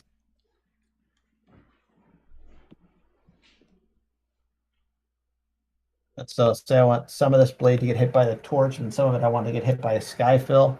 So I hit the sky fill, I go up to the sky fill part of the sphere. Pull that in there. Want to add some more shadow. So I'm just going to grab shadow. And at this point, it's just about painting the planes. Um, Are you gonna do the same thing with the ground plane too? you can do the same thing with the ground plane. So I can go to the ground plane, then make a new multiply layer. Here, let me just paint this off just a little bit more so it just feels a little bit more. Just felt like I was painting it too bright in the shadows, so I want to keep it dark. Still like soft lighting.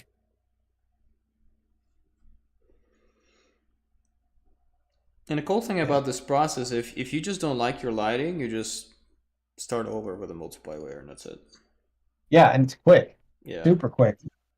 Um, so yeah, so here I'm just getting.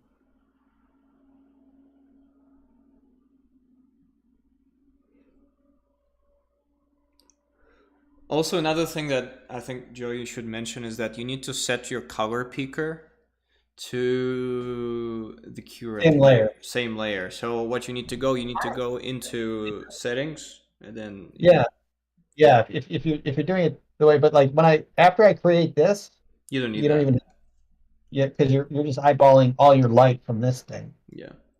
and the only thing that's coming out of this is the only thing that's coming out of this is just your local color. So so anyway, I could keep going on this, but I think you get the point. Oh yeah, let me show the ground. So for the ground plane, same thing. Um,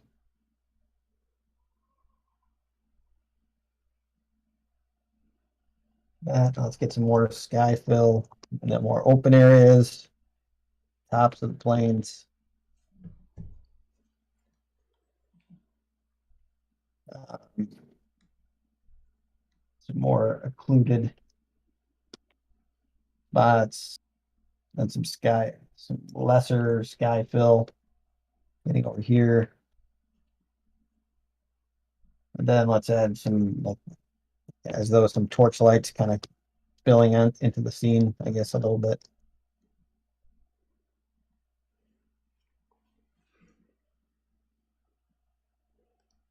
You can always plus it more. You can actually go on top of this now and just like really hit some, if the overlay layer, you can hit some like some spotlights if you really wanted something to zing. Um,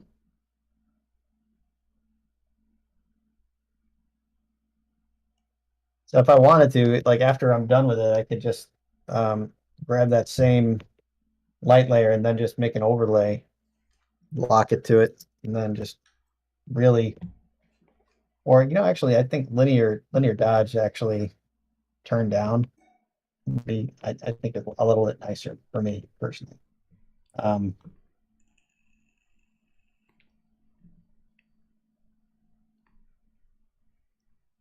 and this can easily turn into a painting. I just only keep it on the really important spots. It's important to know what where your biggest speculars are in the face.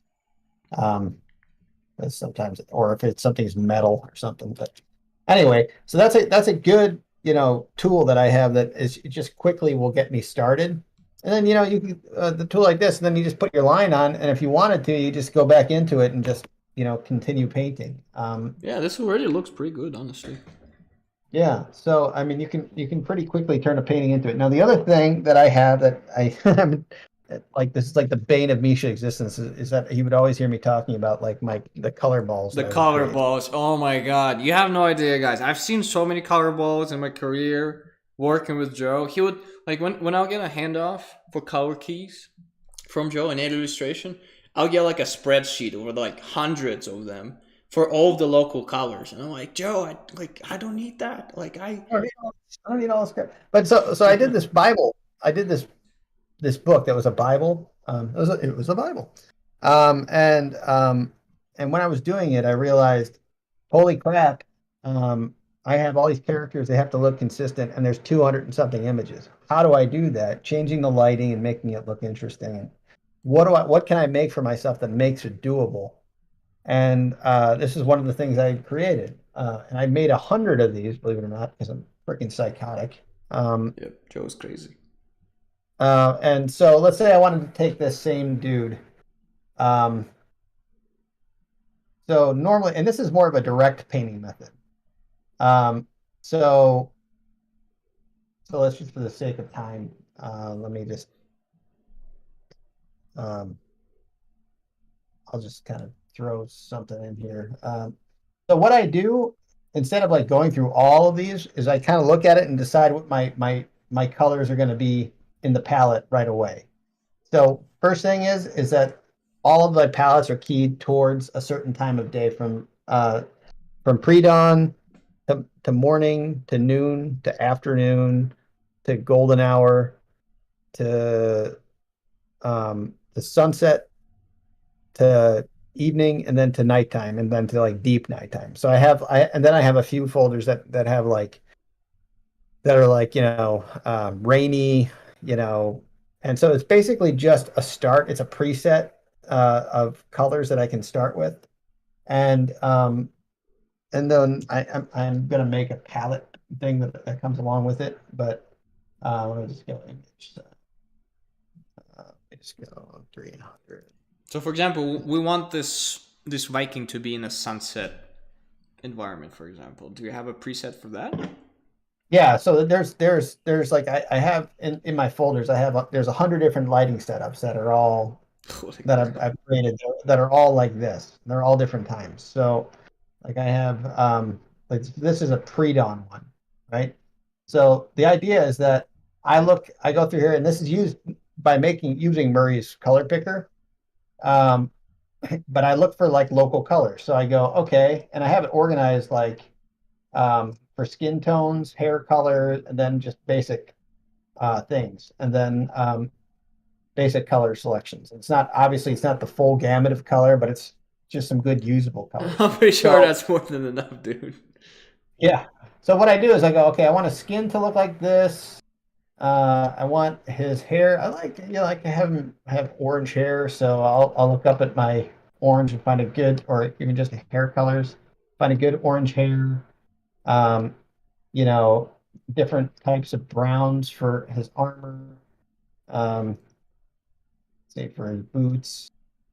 And this is this is all like very limited painting. So I'm when I'm looking at it for like the local color, I'm looking at these little squares to say what they are, because when I paint on it, it'll be the colors that are it'll be the colors that are it'll look good in relationship to each other. It'll look like these colors, but under that lighting.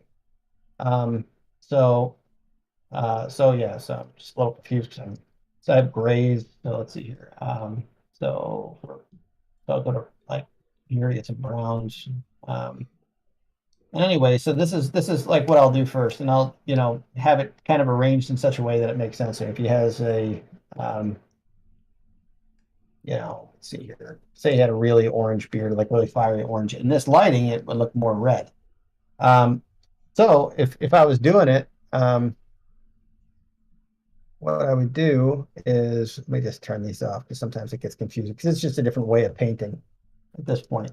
So if I'm painting the skin tone and I wanted to paint it directly, and so let me just because normally what you do is you start splashing in like something in the back. So like I have these like a sky dome kind of image that I can put on there that would get me started. Oh, and you have it on a separate layer too. So I can bring it in and you just be like, oh, okay. So here's my pre-dawn sky for my block in. This is just me looking at a white ball and in that time of day. This is atmo color. So if I want to push anything in the background or add mist, I just grab one of these colors and I put it to a lighten layer. So when you're closer to the sun, I use this more red one. When I'm away from the sun, I use this more blue one. And the degree at which I push it, the amount I push, will be based on how misty I want it to look. And that's how I would make these images. So so for this in this case, so I haven't pulled all the colors out, but if I wanted to start painting the guy in, um, the first thing I would do is now that I've got the background in, is I can just directly go into it, and it's going to look too dark at first. It's going to look like, oh wow, that's really freaking dark, Joe. What the hell are you doing? Let me just get a bolder color. This is a more direct way of painting. This would be like more like traditional type of paint. So yeah, so I'm just blocking in some skin tone. Say he's got a dark brown uh, armor on. He's got this fiery freaking red hair I have one or question. beard. Does the local color, is this like a neutral base that then you can add any highlight and So for something like this, it's like you're actually painting the local color. You're figuring what the local color is based on this. got So it. this is more of like a direct painting, and it's so at times I'd like using this, but other times there are times where I don't do, and I'd rather use that ball because there is more flexibility to it. Mm-hmm. But this is like if I really want to commit to um, a certain color palette. So let's see here. Let's make that like imagine the helmet is this kind of brighter color here than horns or yes, similar to the skin tone. Hey, Joe, did you announce that this thing called Color Compass? Yeah, it's called the color. Yeah, it's the color compass is my temp name for it. Or no, Yeah. it's the actual name for it. So I'm gonna give whiter horns. Um, then what's cool is here is it actually I can model it based on what I see here. Now in here, I have two colors selected. I have like an artificial light or a torch light or something, and then I have the key light from the sky as the primary. So this whole thing is largely keyed. This palette is keyed with it's like blue light filling stuff, and then a warm accent light, similar to what you see in the painting. And so in this case, I'm using the warm accent light um, from this, and I can actually directly go in and paint um, the warm access light or accent light, utilizing the actual color gamut. I'm actually it's a very direct way of painting. Um, so when you turn the line off, um, you're seeing the final color tinted right away. So there's in this method of painting, there's no overlay method. This is more of like a straight cube brush kind of, or a straight like kind of brush way of painting. And what this is good for a lot of times too is if you're working on something and you just have to say you're working on something that's already done, and you go, oh man, the color's wrong or something like that, and it's not done in a glazed painting kind of way. Well, you can actually go into this and find a palette that looks similar to the lighting in your thing and just select a color um, that that looks close to the local value of the color that you're messing with. And and then you can largely have like your whole painting. You can color fix certain spots without having to go, is it a little bit more blue, is it a little bit more red? You're just asking yourself, the only thing you're asking yourself is, what's the local color of this thing? And um yeah, so is that and this is just a dark color, man. So I probably should have gone. Sometimes this is one of the things that you realize when you do these things is like, wow, should I have gone with brighter local color? Because sometimes in certain lighting, certain colors just get crushed. Like there's no volume in it. Like here, I'd have to actually have like a brighter pant in order for this pant to actually not read as crushed on screen. Than even here. So anyway, yeah, so that's kind of what this is. This is basically just a more direct way of painting. Um, so you can get immediate like color notes on your image, and of course you go into it and you can render the heck out of it, and then bring it out, and then like I said, if you wanted to like say you had like some hills in the background, right? You'd say, let me go to like the landscape colors. So this is all like raw color. So it's like, you know, say you wanted these kind of like some dark green mountains and some stone cliffs or whatever. So like the background, you can paint your cliffs first. Let's do this blue of the cliff first. It's going to be too dark. Um, then if you had some green on the slopes,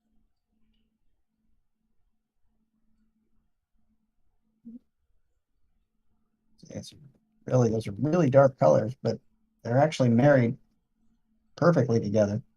All right, so say that's what you have. Then it's just like, okay, well, I need to push that back because atmospherically that's really close. Well, that's when I go to like a lighten mode. So sometimes I'll do the entire painting like dark, and then I'll just go to a lighten mode and just grab an airbrush and then just handle the space um, of it. So I'll just go lighten, and then I'll pull it down like it's mist thinning out,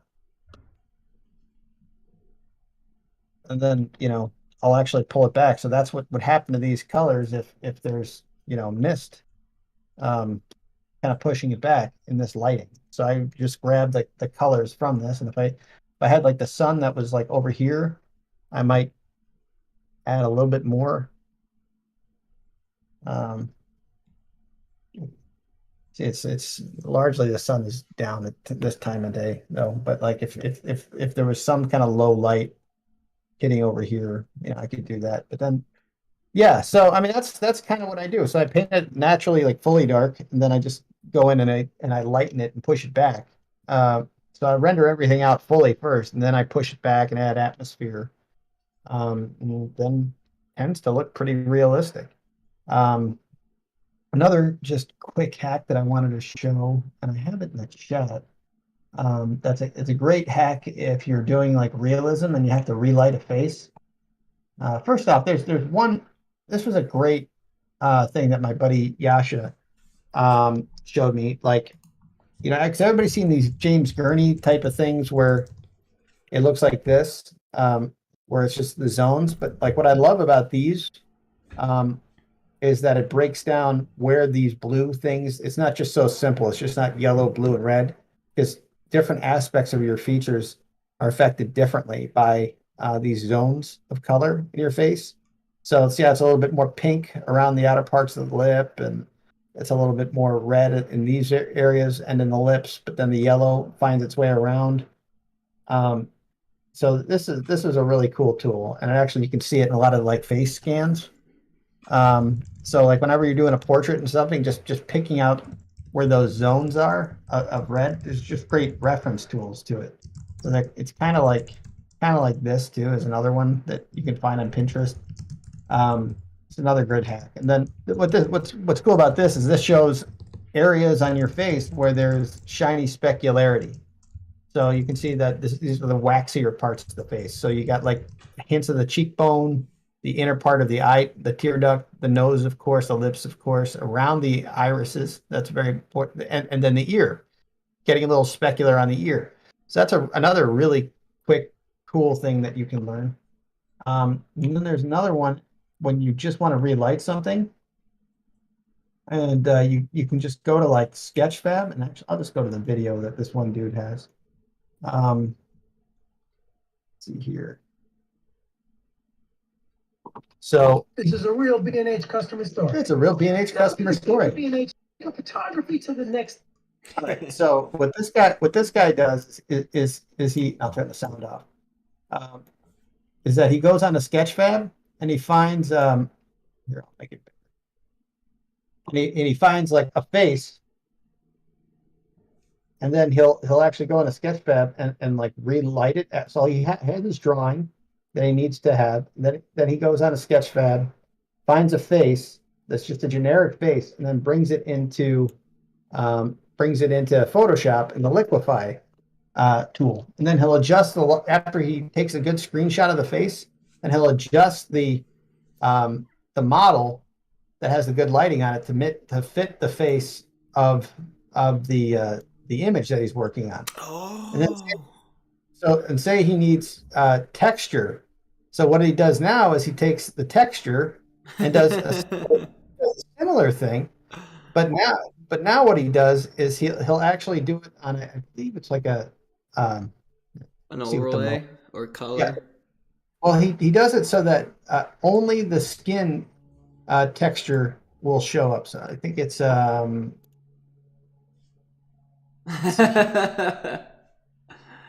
so yeah. So let's see here. Yeah, can we get, what was it? So yeah, see now he's applying the lighting from the other layer. He does a multiply to get the lighting. And then let's see, I'm trying to find. Because there's a way when you take that skin tone, I think it's like specular or something like that, where just the wrinkles will show up. It makes like an alpha that's just the wrinkles on the face. So you can get like subtle detail. See, I want to see where he does. Yeah, so yeah, because you can paint in rim lighting. You can also find rim lighting. He's just eyeballing it based on that, but he could just as easily make rim lighting from that lighting model. And let's see, I think this is where he talks about how he'll take the skin.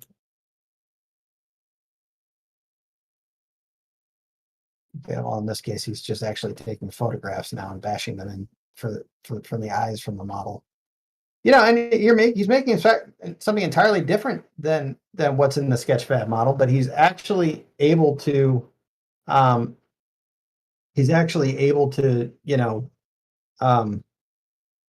make something that's very high end, very high polish.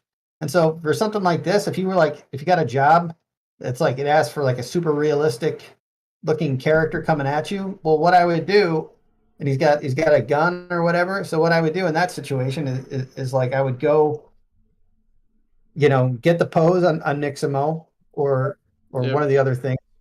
Find the best pose for it. Find a great face for it. Relight it to fit the lighting in the angle, and then you can just modify things with photo bashing, kind of like what this guy's doing, where you just take accents and then you know you can just color correct it and move it around and just mess around with the textures and whatnot. And so I included this guy's clip on here. Hopefully you guys just go and watch it because it's really informative. It's a very simple trick, and I've used it even on super cartoony characters before because it's a great trick. If sometimes you have to do something it's like I did this one illustration that was of a little girl running.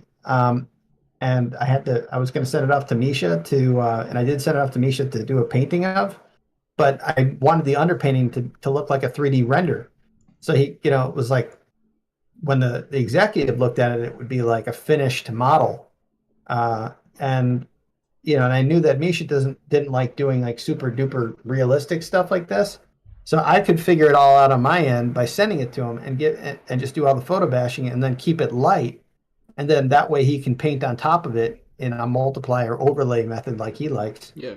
And then basically make it so that it's lit into the scene correctly and integrated better. So yes, these are all great tricks. And like like I said, to get the specular, sometimes you just color correct to get it there. But sometimes if you just want the specular highlights, you can make it nice and dark and then bring out the highlights in the like the alpha essentially, and then you can brighten up just the highlights, and that way you'll get like subtle like line wrinkles on somebody's face. Even if it's a cartoony image, you can do that and just kind of hem it back a little bit if you don't want it to be super realistic. And another thing that like one of the most obvious hack kind of things that I'll use from time to time too is using like an Acvis filter. Acvis just makes this fantastic tool that very quickly will take a 3D image. Let's take this. File new, and say I wanted it to look painterly. So I could go into Acvis filter, which you can find online. And I can just go to filter. And these guys have the best dang like oil paint filters I've ever seen. To the point where it's comical how realistic it'll be. And you'll get comments back from people about how you have great brush work. But they have no idea that, and there's just they have no idea. And and you don't have to be overt with it. There's a lot of guys who will use this tool, who will use this tool and only like bring it in certain parts where they want the painting to look a little less CG real. I tend to like keep mine really subtle if I ever use it, and a lot of times I'll use it at the end of a job. But let's see here. That's pretty good. So let's see what that looks like.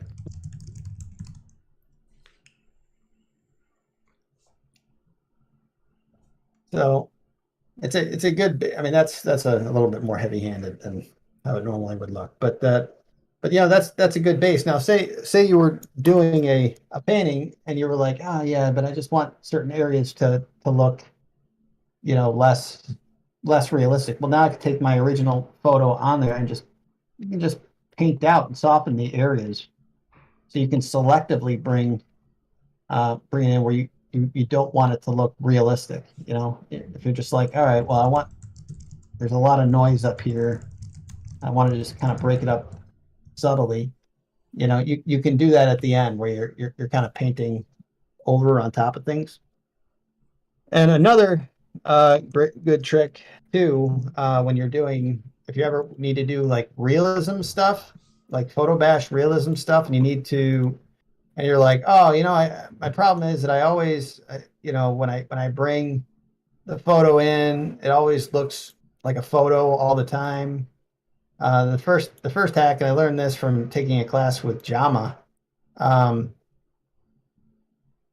Or not taking it, I've watched a class on schoolism, or not schoolism.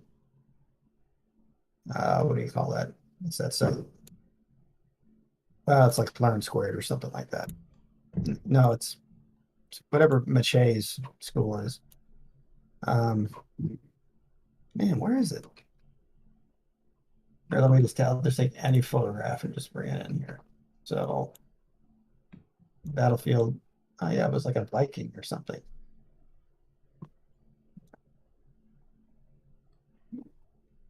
So Viking.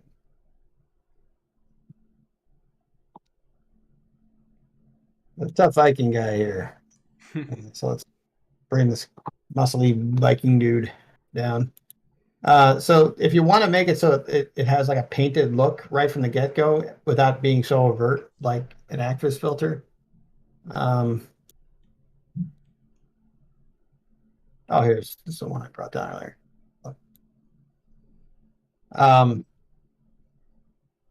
A good thing to start off with to keep it, and this is kind of like in the vein of those guys who do like the things for like Last of Us 2 type of things. They'll use stuff like this where they'll go to blur and then go to surface blur.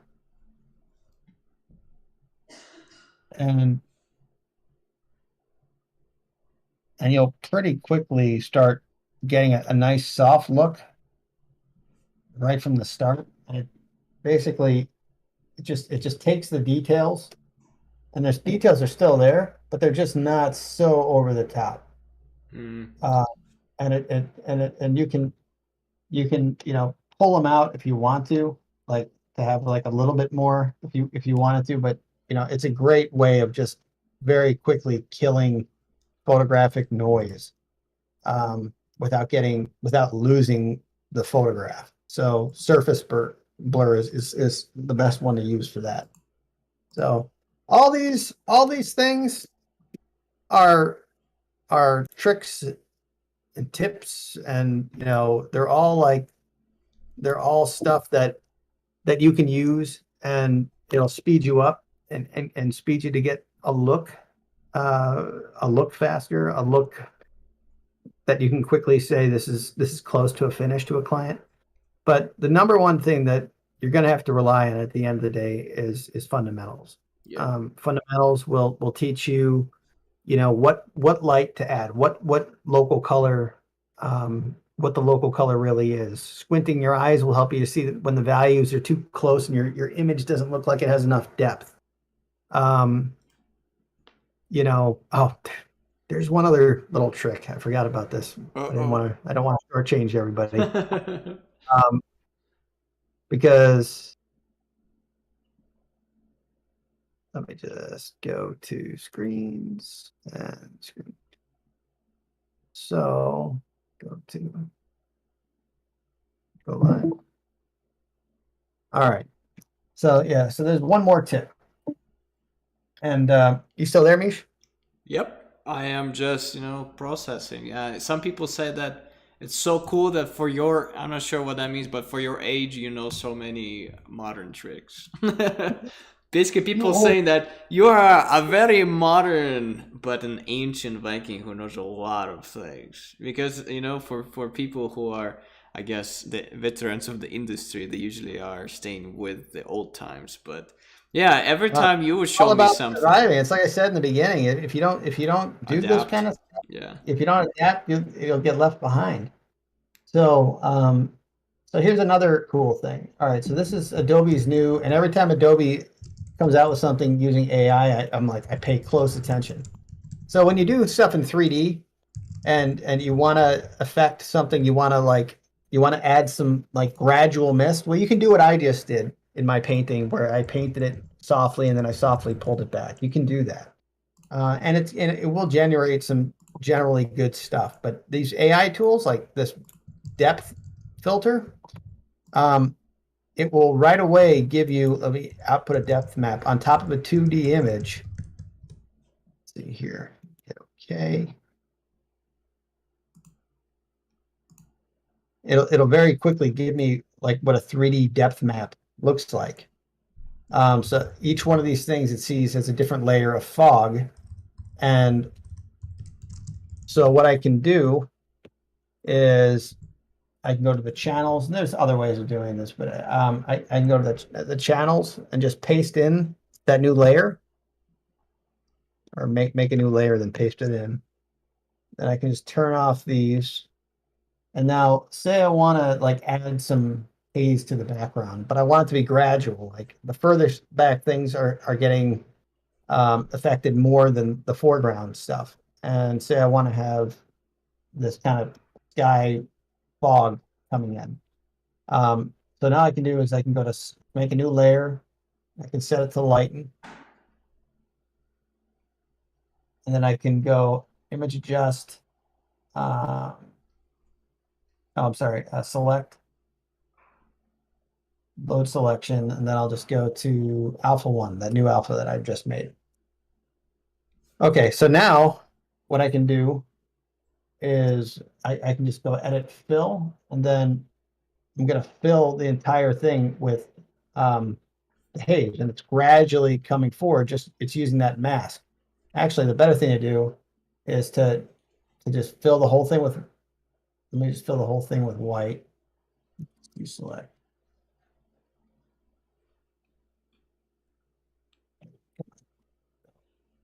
All right. Now what I can do is if I make an alpha mask, then I paste in that alpha channel. Oh, sorry.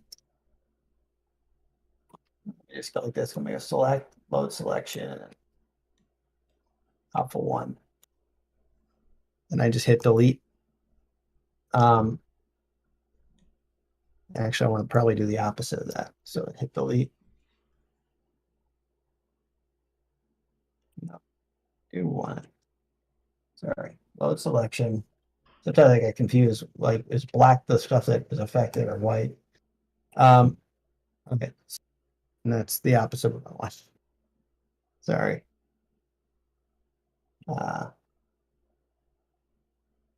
Keep doing this wrong. Why am I doing this wrong? Okay. Select load selection. Or image adjust. Select load selection. Load selection. Alpha 1.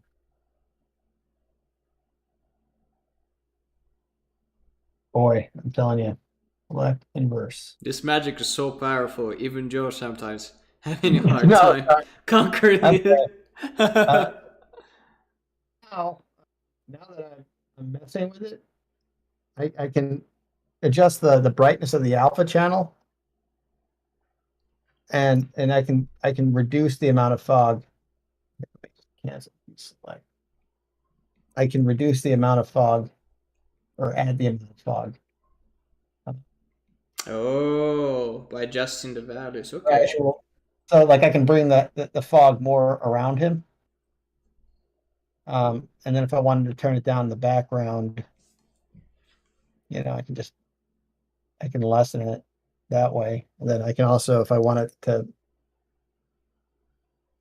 and you can do this with color too. You can, if you want to make your foreground colors more saturated, you can use the depth map, and just make the stuff that's closer to the camera more saturated, and the stuff that's away from it, you can invert it and make everything else less saturated. So if at the end of your image, or lighter or darker, at the end of the image, if you want to get some sort of visual pop with your color or your values, you can do that just using like a really, otherwise, like to make a depth map image like that, really hard. It'd be really time consuming. You'd have to frisk it everything out and then you would have to think about what's closer and what's farthest away, and the value differences would be super, super subtle. And it's nobody has time to do that. But because we have this thing, I've had other freelancers who give me a really cartoony background, and I think somebody in the chat was Katya. Was it Katya? Mm-hmm. Yeah, she did something. It was very cartoony, and I'm like, oh, there was characters in the foreground. I'm like, yeah, we need to get some atmosphere in the background, and and I said, we got to just get some blue, but just gradually bring it forward. Well, instead of her trying to figure it out in an airbrush and it looking kind of sloppy, we used that technique, and it's just instantly she was able to get a sense of like an atmospheric haze at the back of the city coming to the foreground and letting the foreground characters sing. And it was a very complicated image that just instantly got simplified when we did that, and it looked very natural. So it's cheating a 3D effect, but it's just using masks, and it's using AI that's built into Photoshop to do it. And AI's got a whole, like, the neural filters in Photoshop can do a whole bunch of stuff. I mean, I'm not going to go into them, but like if you ever wanted to do, like, first off, you have to up-res stuff. Super zoom is great. If you ever wanted to, there's like a smart portrait, but with something like this, you can easily do like quick liquefy caricature things, and then you can affect like we have a character who's old in one scene, then young in another. You can get a pretty good age thing. That's one AI I haven't shown that I've used from time to time is Art Breeder. Every once in a while, I'll find myself using that because it's a great tool to kind of morph from old to young to make something. If somebody's like, yeah, I like this character, it just needs to be a little bit more manly, there's a slider for that, and it works remarkably well. And it's just one of those things where AI can right now. I love it because it's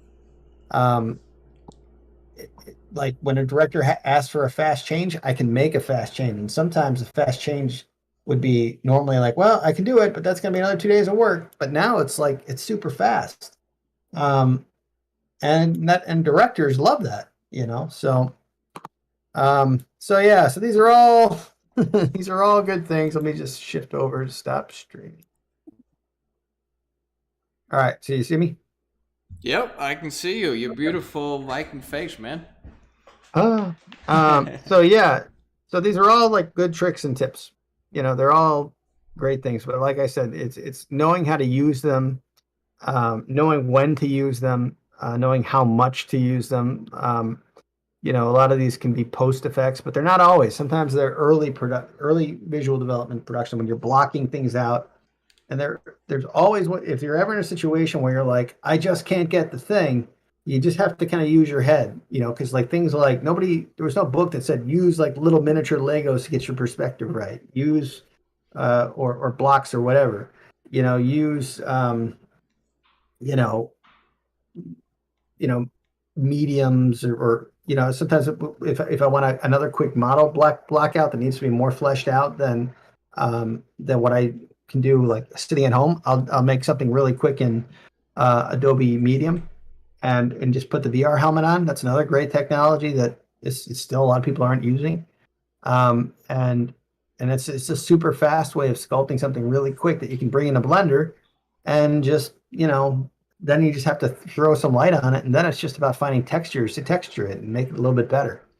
So there's a lot of great tools out there that are available to all of us, and there's going to just be more and more coming.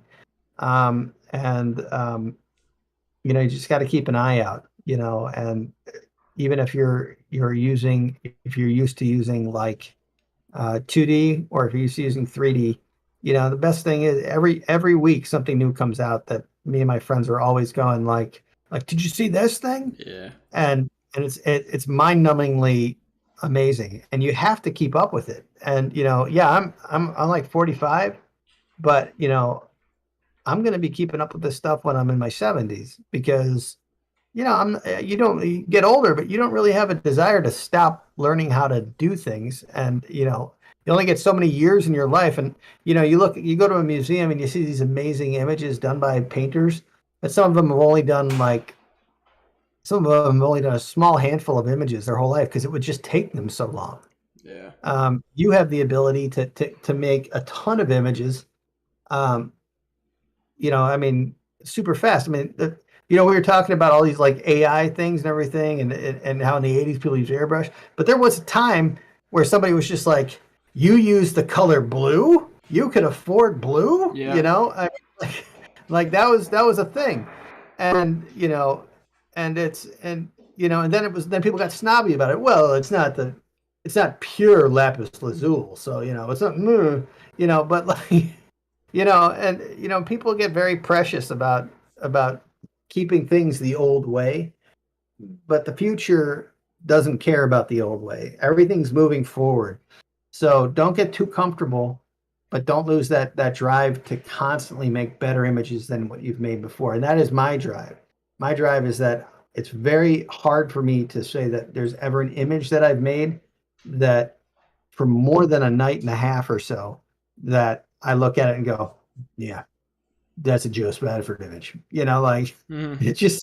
it only lasts maybe a night where I'll go to my wife, honey, look, what do you think? And yeah, it's great. And then I come back to it, or I have to do a presentation. And I look at it again. I'm like, yeah, what if I suck? Because it's like you're always thinking ahead. It's like Matthew McConaughey in that Oscar speech. He's like, my hero is always 20 years in front of me, and it's just like it's true. It's like you not only see yourself being better, but you look around or you just go to ArtStation and you see who the best people are that day, and and you're constantly going to see somebody better, but never lose sight of the fact that don't be overcome by it, but never lose sight of the fact that there are better paintings. No matter how good a painting you do, there's somebody who's done it better somewhere, and just keep your taste in front of you. Don't settle. And if you have that mentality, you have to hedge it back, otherwise you're going to hate yourself. Yep. But the other thing that you have to do is you have to know how to keep it so that you're constantly getting better. And the strange thing about it is you get better and you have no idea you're getting better because you just think you're staying the same, but your tastes keep getting better. So you constantly are telling yourself, I will never do that again, or that is the wrong way to paint leaves, dang it. And you have this snobbery in your own head of like the right way and wrong way of doing things, the right way to see something or not see something. You build it. You're constantly building up your visual library, um, and there's so many things you can do to get that built up more quickly, more advanced. I mean, when I was when in 2000 when illustrators wanted to create an image, we would go to a library and look for pictures in books or image reference. Like sometimes you go to a library and there would be like somebody had gone through and cut out pictures from magazines. That would be your image reference library, and you would have to go to the library and try to find good pictures of cats, from these reference libraries. And because we didn't have an image search, a Google image search. So, things are always progressing. You got to progress with it. Otherwise, you stay in the old days. But also just utilize these tools because these tools are meant to meet deadlines faster and make the artwork better. And the taste of your directors, just like I'm saying, like my taste are always in front of me. Their tastes are always in front of them. So, every time you give a great piece to a director, they're thinking about like to them that great piece is in 4 years. Why are you showing me that garbage? Because their tastes are advancing too, and they're all following this tech too, and they're the ones hiring, and and also they're the ones setting the price for things a lot of times too, and so you want to make yourself competitive too. um, and it used to be like people would pay an illustrator like Norman Rockwell would get paid a ridiculously large sum of money for a month's worth of work and it was one image. Nowadays, people expect that same Norman Rockwell image to be done for like I think back then like he got paid like $30,000 an image or something like that. And nowadays, like Jama does Yep. a piece of concept art. I'm sure he gets paid good money. I don't know how much he gets paid, but I'm sure it ain't no $30,000. Maybe it is. Maybe he's doing awesome. And I've certainly heard people on YouTube bragging about or how much they've made. But all I'm saying is largely people work at very very normal kind of day rates, and budgets are what they are, and people will only pay what they can pay. And so but their expectations are very caviar a lot of times, and and you have to deliver on a beer budget sometimes, and it happens all the time. And the early ILM guys were the same way. You know, they would use little miniatures and little they would use all sorts of hacks and tricks that they could in order to pull off Star Wars. And you know, you still have to do that today, and that's what this class was about. So, Mish. Woo! Rounds of applause, everybody. Joe, Joe, Joe, Joe, Joe, Joe. I hope people find it helpful. You know, I mean, I know a lot of these tips are, you know, oh, you know what? You know, there's one more thing. I'll show you one more thing. Let me show you. Oh, you know this old show? I think it's called Columbus. Is he's a detective. Oh, Columbo, and he's like, oh, but one more thing. Remember? one more. Remember that? Oh, I remember, yeah. you're like Columbo, man. You're like, oh, and one more thing, and then he solved like. So this is something I got to. This was another Russian guy I think made this. This was it's called Brush Raider, and so Brush Raider, when it comes in, basically it just looks like you know, a basic simple black screen, and then what you can do is, like, if you bring brushes that you like, so for me, when I look at people's brush libraries, I get very like sleepy eyed because I'm like, oh my god, I don't know what those do. Doesn't mean anything to me. I can't learn them. And so what I did I did this over the pandemic at one point, was like I used this, and you can import brushes into it, and so it links up to my brush library. But I was able to take, for each one, I could make my own little demo of like what that brush could do, and I made like my own little preview images. So like if I ever need to do a painting that has like some sort of blending technique that I like, you know, some of these are, you know, are just different brushes from different brush packs, and then, you know, I made a little preview to show what kind of blur it had. Like Shady Safani, he came up with like a little mini brush pack, and this is what these are little mini studies that I did just using that each brush. And it was fun little studies that I did, but it also kind of shows me what those brushes do.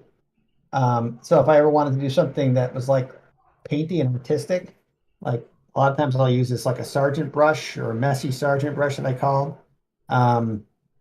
You know, these are just some different pattern mixer brushes that I like. And like, to me, when I look at these little symbols, like, I know what that brush does. If I ever need to texture something, I've made like a bunch of like weathering brush symbols, like dirt kicks, streaks, you know, wear on metal, like different levels of it. Let's see here. I made for foliage, just like different types of foliage. I made like different languages for grass that I found from different brushes, different graphic looks, tree looks. For clouds, different brushes that do different things for different clouds. And they're not just stamp brushes; they're actual brushes. And then I think one of the cooler ones was I did like effects. So like I found ones that was good for fire effects, for sci-fi effects, for ethereal, like wisps of, you know, whatever. This is water. I did one that had creatures. So if I ever have an animal that has lots of hair or something, I'll use these different hair features I had, scales, skin. I use this a lot for different when I'm painting a portrait. And then sometimes even this is just so many. So I have like one that I call my short stack, which I find myself, I can do an entire painting just using these. And I could get a pretty diverse look, but it's just like, okay, so my drawings here, my blocking brushes are here. These are my erasers. These are the blenders I like. These are the mixers that I think work cool. These are the textures that I find myself using on the job. These are the effects brushes that I might use. And this is like my general Atmo brushes.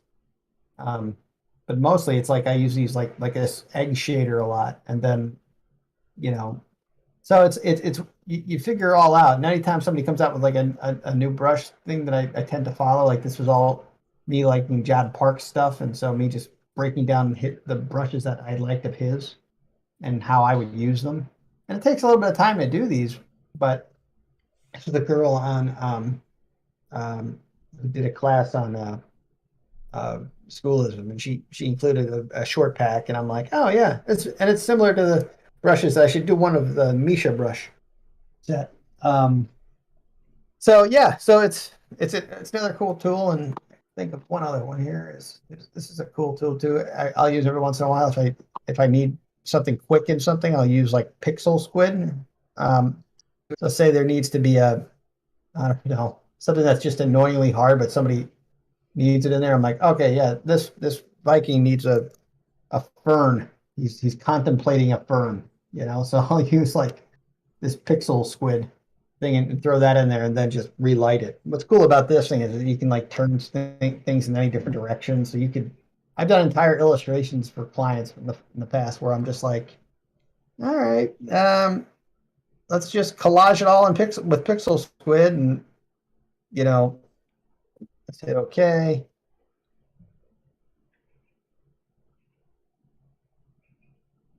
I don't know why it's not updating. It should be turning this in real time. Looking pretty bad, pixel squid. But you can do that. I mean, basically it's just a bunch of PNGs, and the library is freaking huge. So it's like having a bunch of Turbo Squid models on your computer, but in 2D form. So yeah, just another couple tricks, all the little things that you do to speed up your life and to keep yourself from going crazy. Are all of those things in links that you provided and then send my way on Skype? The pixel squid one is the only one I didn't put on there. Oh, okay, cool. And brush rater too. Okay. I can find one for that too. Okay, and then in the Dropbox you have like a little demo of your color tool, I think, right? Or your color bowl. I don't have a demo. I did this. Misha called me like the night before last. Was like, "Can you do this?" I'm like, "Absolutely." Well, guys, it was like a mystery speaker all the way to the end. What? Yeah, no, I will have a demo though. I will make that when I actually put it on Gumroad. Yeah, and there's all 100 color time of days come with it. Yeah, guys, keep your eyes peeled for Joe's super awesome color compass thingamajig. And yeah, one more round of applause. Joe, you're the best. And also, Joe, do you want to participate in history? Do you all guys want to participate in the history of this channel? So we are qualified for monetization. Okay. And what I want to do is I want to click the monetized button together. Do you want to do that, Joe? How do you do it? Well, I'm going to click it. You probably will not see it, but I'm going to turn. I'll virtually do this. Yeah, well, oh yeah, you know what, Joe? You push the button. You push the monetize button. Okay, one second. Where's it going to be? And this is the other button. Ready? Okay, one second. I need to make it to the thing. So this is a turn. 1 second. Okay. Walking away from. Okay, 1, 2, 3. Boink. All right. I'll deal with this later, but we're monetized now. Woo! Nice. All right. You guys take care. Check out Misha's thing. I'm giving him. I gave I did one. I think almost one of every for that color ball thing. I did one of like every different time of day from like a pre-dawn. It's generic, I just threw some stuff together, but so there should be about like 9 color ball things. And if you wanted to just play around with it, make a palette, have at it, have fun with it. And then there's also that color sphere thing that I showed. That's up there too, just for you guys. You can use it. Yeah, it's going to be a Google Drive link, guys, in the description for you to download. Yeah, and I'd love to see if you make anything with it. I would love to see how you do it, and check out. If you want to like really get in the head of it, look at Sam Smith's videos on. I think he's got on Skillshare or Domestika. Domestika, I think. Yeah. Sam Smith's pretty good. I think that's their color process that developed on Klaus. It's the Photoshop version of it. Yeah. And also, guys, like Joe now hired almost 3 people from our community. So we got jobs to 3 people who now work for Joe. So this is just another thing. Just some of these guys, like Riz, I haven't forgotten about you. There's a few guys, Abraham, I haven't forgotten about you. There's a few guys that are still on my radar, but I'm just like I'm overcome by my schedules. So there's a few guys that have already started, and the only reason I'm calling them back really quickly is because I need what they can do right away. But there's there's some of these poor guys, and I feel so bad for them because every day I'm getting hit with 1,000 things, and and every day I see their names on my screen. I'm like, oh god, I feel so bad. I haven't called them yet, but I'm going to. But this is the power of Joe, guys, and power of our community. We got 3 people into the industry. So if we keep at it, and if you do homeworks, and if you would just stick around, guys, there will be people like Joe, like me, like Toby, like Borja, scouting out on our Discord server. So, go ahead, join on our Discord, because people are lurking from big industries, big shots, and you have a real chance of, making it. Yeah, I would say this. I talked to my director, and we're still testing a few people. But I'm looking for somebody who can really do a League of Legends type of drawing style. Somebody who can really do it really well. Like you're further along. I brought on a bunch of guys that are kind of junior level, and we're doing some training for them, and they're doing very well. But I really would like to have like 1 or 2 guys that could really do some really killer character stuff, because I got this really awesome character lead, and he's doing great, but he's just so overwhelmed, and I really just want to find somebody who's like at his level or a little bit better, and it's hard to find people. So please let me know. Yeah. Cool. Well, one and only Joe Spadaford, Joe the Man, Joe the Mountain, Joe the... What's that mystery chest, Pandora chest of secrets? I hope everybody learned a cool little thing to use. I did, dude. We're gonna have Joe back for sure at some point, but first we need to figure out how to wrap up the camp. Join for tomorrow's lecture, because tomorrow is a very important one. It's Mentality of a Healthy Artist. And yeah, thank you, Joe, for all this value, and then hiring people of Valhalla for artists. You are one of the coolest persons I know, and I always said to people, world needs more of Joe, and finally the world gets more of Joe, right? All right. Cool. All right. Skull, everybody. You're the best Vikings we ever known. Stay hydrated, and we'll see you tomorrow. Bye-bye. You guys.